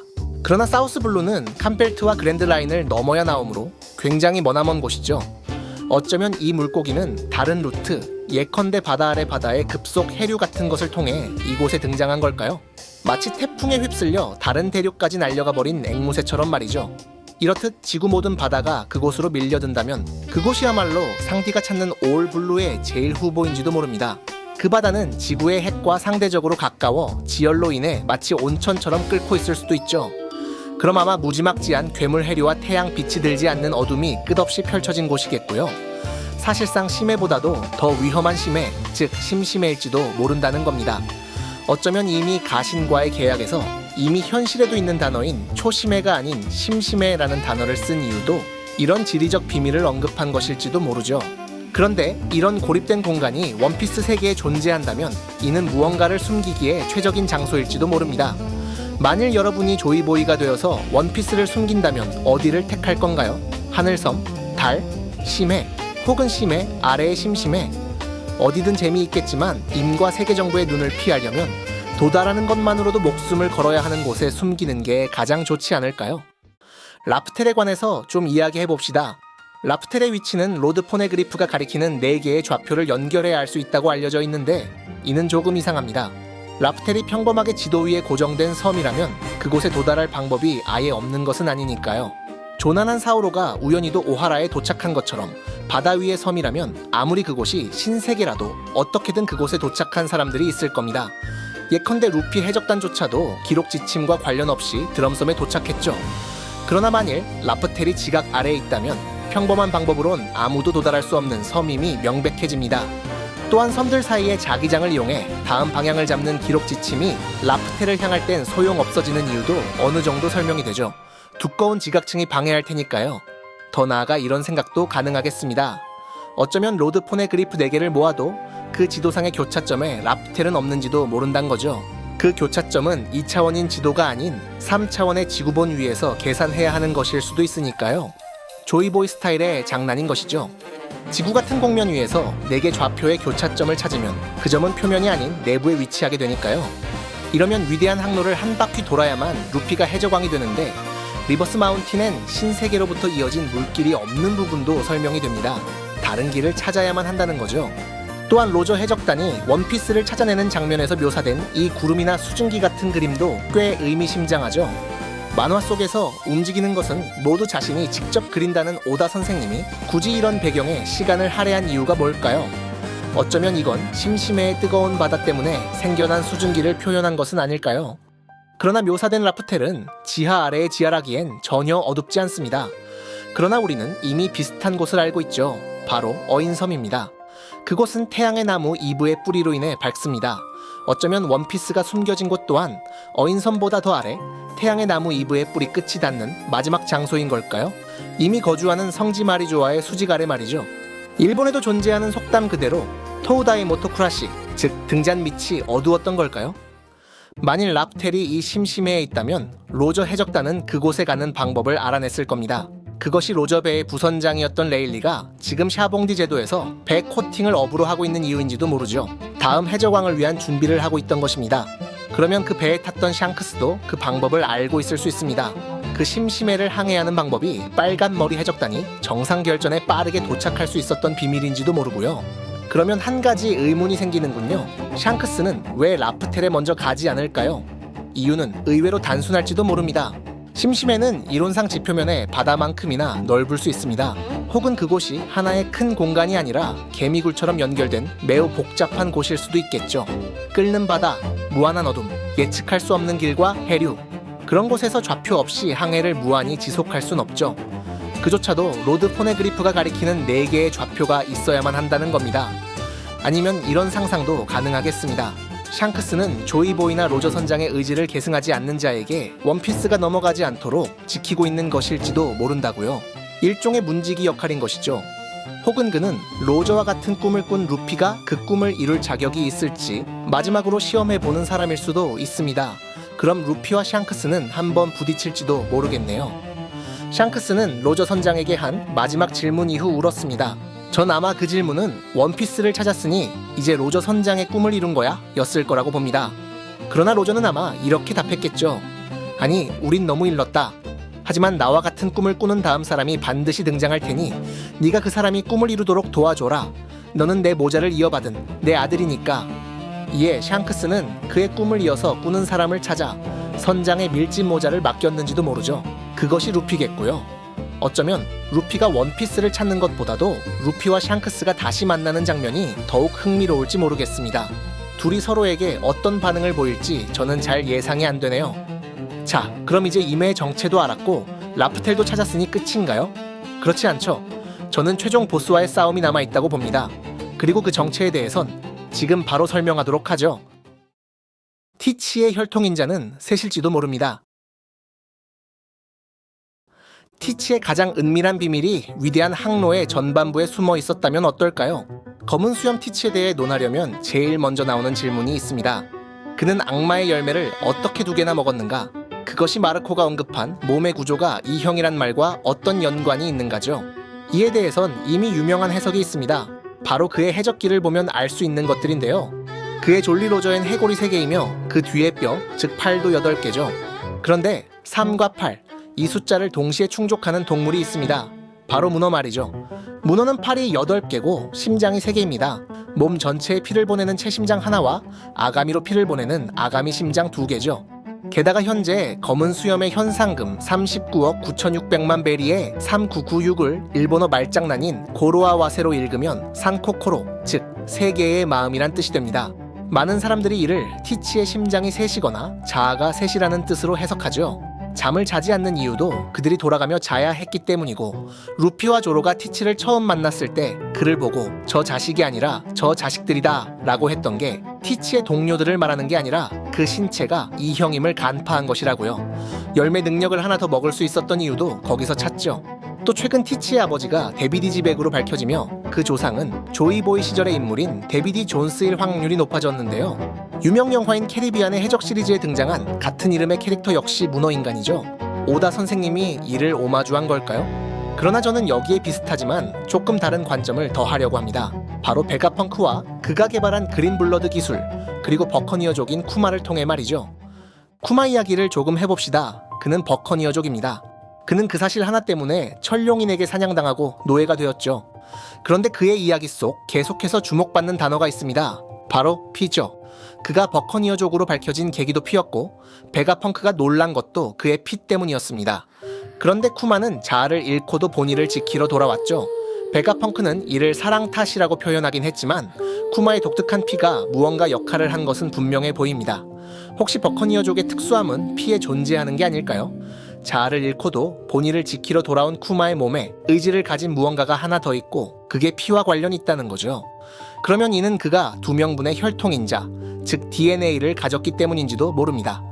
쿠마 안의 2사람의 피 모두가 피 한 방울 섞이지 않은 본의를 진심으로 사랑했다는 거죠. 현실 세계에서도 한 사람이 2명의 DNA를 가진 것은 드물지만 존재하는 일입니다. 이는 키메리즘 혹은 키메라 현상이라고 불리며, 이란성 쌍둥이가 자궁 안에서 합쳐지거나 골수 이식이나 장기 이식을 받는 경우에도 일어납니다. 그런데 피의 혈통인자가 둘인 게 대체 무슨 의미가 있을까요? 그 해답은 베가펑크의 과학력, 그리고 제 가설 속 1세계 대전쟁에서 찾아볼 수 있겠습니다. 베가펑크는 피를 이용한 기술을 하나 갖고 있습니다. 바로 그린 블러드 기술이죠. 그는 초인계 열매 능력자들의 혈통 인자를 이용해 복제된 악마의 능력이 담긴 인공 피를 만들어냈습니다. 이걸 보면 악마의 능력이란 피 혹은 그 안에 혈통 인자에 담기는 것으로 보이죠. 그러니 원래라면 한 사람이 동시에 두 능력을 가지는 것은 불가능합니다. 그러나 두 개의 혈통 인자를 가진 키메리즘 인간들은 열매를 2개 먹는 것이 가능하지 않을까요? 만일 이 아이디어가 우리의 가설 속 1세계 대전쟁 중 더욱 강력한 인간 병기를 만들려던 미래 지구인들이 버커니어족을 개발한 기원이라면 어떨까요? 만일 1세계 당시 악마의 능력을 한 사람이 2개씩 활용하기 위한 특수 목적으로 개발된 생체 병기들이 버커니어족이었다면요. 애초에 원피스 세계 속 다양한 아인종들은 인간들이 노예로 부리기 위해 용도에 따라 개발되었다는 것이 우리의 가설. 그렇다면 버커니어족에도 확실한 개발 의도가 있을 수 있습니다. 그것이 바로 거인 쪽의 피가 섞인 강인한 신체, 그리고 악마의 열매를 2개나 먹을 수 있는 혈통인자의 유연함일지도 모르죠. 그러면 이것이 티치와도 이어지나요? 놀랍게도 그런 것 같습니다.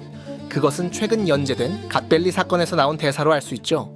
원작을 보면 사회자가 천룡인들에게 표적으로 버커니어 꼬마, 즉 쿠마와 데비 일족을 나누어서 소개하는 장면이 나옵니다. 그러나 바로 다음 화에선 천룡인들이 데비 일족을 향해 너희들도 버커니어잖아? 라고 외치죠. 조금 혼란스럽긴 합니다만 이렇게 생각해보죠. 데비 일족 또한 버커니어족이면서도 그 안에서 더 특수한 종족이라면 어떨까요? 예를 들어 오늘의 상품은 호랑이 그리고 더 희귀한 백호입니다 라는 표현과 백호도 호랑이잖아 라는 두 말에는 어떠한 충돌도 없습니다. 둘 다 사실이죠. 생각해보면 가분수이면서 거구인 티치의 묘한 체형과 쿠마의 체형은 상당히 닮았습니다. 신체의 강력함도 마찬가지고요. 물론 원피스에 이상하게 생긴 사람이 한둘이 아니긴 합니다만 이런 상상은 해볼 수 있겠습니다. 버커니어족이 악마의 열매 능력을 2개 사용하기 위해 만들어진 종족이라면 3개 사용하기 위한 종족은 못 만들 이유가 뭐지? 그렇습니다. 데비 일족은 버커니어 일족에서도 더욱 특수한 3개의 혈통 인자를 지닌 종족일지도 모른다는 겁니다. 그렇다면 티치의 삶에 대한 집착도 이해가 가죠. 그는 자신의 졸리 로저에 해골을 3개 그려 넣었습니다.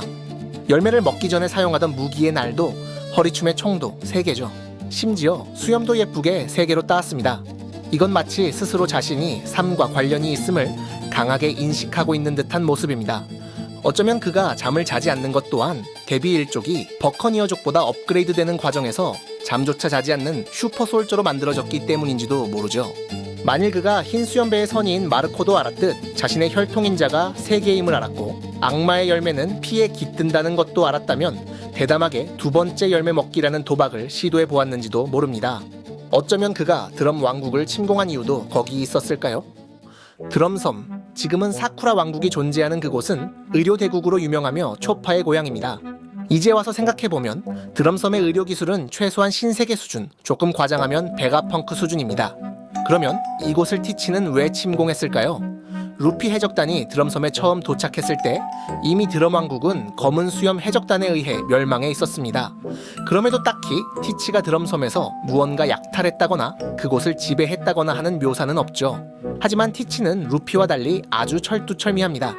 어둠어둠 열매를 먹으려 흰 수염의 배에서 수십 년을 기다렸던 그는 에이스를 넘겨 칠무회가 되었고 그 권한으로 임펠다운에 들어가 레벨 6에서 강력한 동료들을 탈옥시켰습니다. 그리고 전쟁통에서 흰 수염의 능력을 빼앗았죠.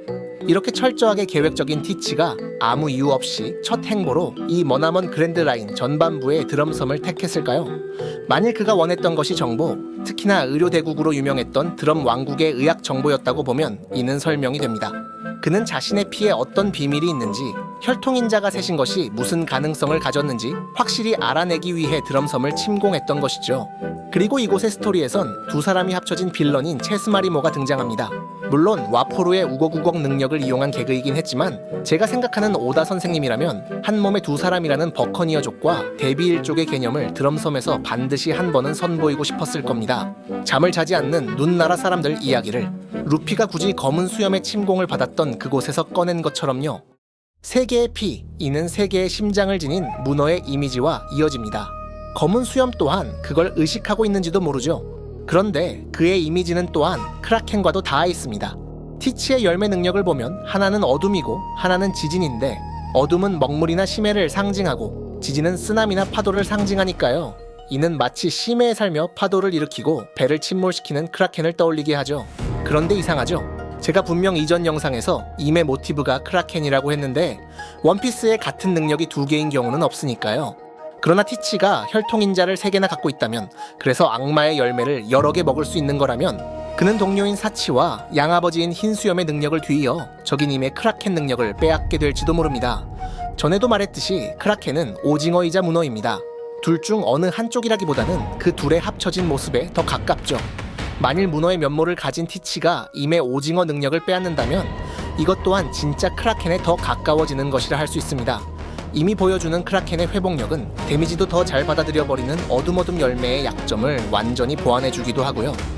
만일 이 세계에서 조이보이와 데비 존스가 함께 임과 싸웠다면 3세계에선 루피와 티치가 함께 임과 싸울 가능성이 있습니다. 혹은 정상 결전처럼 혼전의 양상을 이룰 수도 있겠죠. 그러면 그 마지막 전투 후 검은 수염이 최종 보스인 임의 능력을 빼앗아 진 최종 보스로 거듭나는 연출이 나올 법도 합니다. 만일 그렇게 되면 그 순간 티치는 정말 세상을 멸망시킬 수 있는 존재처럼 보이겠죠. 자연계 태양, 초인계 고무, 동물계 악요의 세 특성을 다 가진 루피와 똑같이 티치는 자연계 어둠, 초인계 지진, 동물계 크라켄의 특성을 갖게 될 테니까요. 또한 루피와 정반대로 니카의 하얀색, 태양, 신 속성에 대항하여 크라켄의 검은색, 쓰나미, 괴수의 속성을 갖게 될 테고요. 최종 보스이자 아치 에너미로서 정말 흠이 없는 상대일 테죠. 애초에 티치는 루피와 처음 만났을 때부터 하나도 맞지 않았습니다. 체리파이를 먹거나 음료수를 마실 때도 그랬죠. 꿈과 관련해서도 마찬가지입니다. 티치는 사람의 꿈은 끝나지 않아 라고 말했고, 루피는 그게 내 꿈의 끝이야 라고 말했죠. 이는 자유라는 틀로 묶이는 둘의 철학에서도 2가지 상반된 길이 있음을 보여줍니다.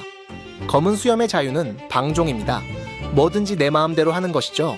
이는 수많은 사람들과 부딪히게 되며 동시에 나만 자유롭고 타인은 자유롭지 않게 만듭니다. 이는 홉스가 자신의 저서 리바이어던에서 말한 만인에 대한 만인의 투쟁만을 불러올 뿐이죠. 또한 이루어진 이후로도 그의 꿈, 즉 욕망은 끝나지 않습니다. 만족하지 않죠. 이것이 티치의 자유입니다. 반면 밀짚모자의 자유는 이와 다릅니다. 그의 자유는 함께함입니다. 니카는 타인을 노예화하는 속박을 끊습니다. 그리고 웃음과 춤으로 즐거움과 희망을 주죠. 루피의 꿈은 스케일이 크지만 동시에 매우 소박하기도 합니다. 해적왕이 되어서 원피스라는 엄청난 보물로 모든 사람과 웃고 떠들며 대연회를 벌이겠다. 이는 만인에 대한 만인의 친구 됨입니다. 그 후 루피는 만족합니다. 이루어진 이후엔 그의 꿈, 즉 소망은 끝이 나죠. 더 이상의 싸움은 없습니다. 모두가 친구가 되었으니까요. 이것이 루피의 자유입니다. 이제 이 만화의 결말을 큰 틀에서 상상해 볼까요? 원피스를 찾은 루피와 티치의 반응은 아마 둘로 갈릴 겁니다. 루피는 로저처럼 웃으며 원피스는 최고로 재밌다고 생각할 것이고, 티치는 최악으로 재미없다고 생각하겠죠. 다만 루피는 임에게 납치된 비비를 구하기 위해 혹은 조이보이의 꿈을 이루어주기 위해 임을 날려버리려 할 테고, 티치는 이미 가진 마리조아의 국보, 소원을 들어주는 태양의 나무 이불을 빼앗아 세계의 왕이 되려 할 겁니다. 이처럼 원피스의 엔딩은 원피스를 찾는 것만으로 끝나지 않습니다. 흰수염의 말대로 원피스를 찾고 나면 일어날 대전쟁이 아직 남아있죠. 자유의 상징인 D의 일족, 즉 루피와 티치는 목표가 같으니 어떻게든 동맹을 맺어 결국 통제의 상징인 힘을 무너뜨릴 겁니다. 이 과정에서 검은 수염은 이미 갖고 있는 엄청난 크라켄 능력을 탐하고 결국 모종의 방법으로 빼앗게 될 테죠. 죽여서 주변 과일로 옮겨간 악마의 열매를 먹든, 피에 깃든 악마의 능력을 직접 빼내든, 피를 함유한 인체의 일부를 먹든 말이죠. 그리고 이렇게 말할 겁니다. 이제 나는 최초로 자연계, 초인계, 동물계를 다 먹은 바다의 공포 그 자체다. 내가 세계의 왕이다. 어이 밀짚모자, 원피스는 정말 시시하지 않았냐? 세상은 둘러앉는 게 아니라 무릎 꿇리는 거야. 그는 이런 세로 축의 꿈을 꿉니다. 하지만 루피는 반박하겠죠. 아니, 원피스는 최고로 재밌었어. 조이보이가 기다린 사람은 너처럼 동료나 가족을 밥 먹듯이 배반하는 놈이 아니야.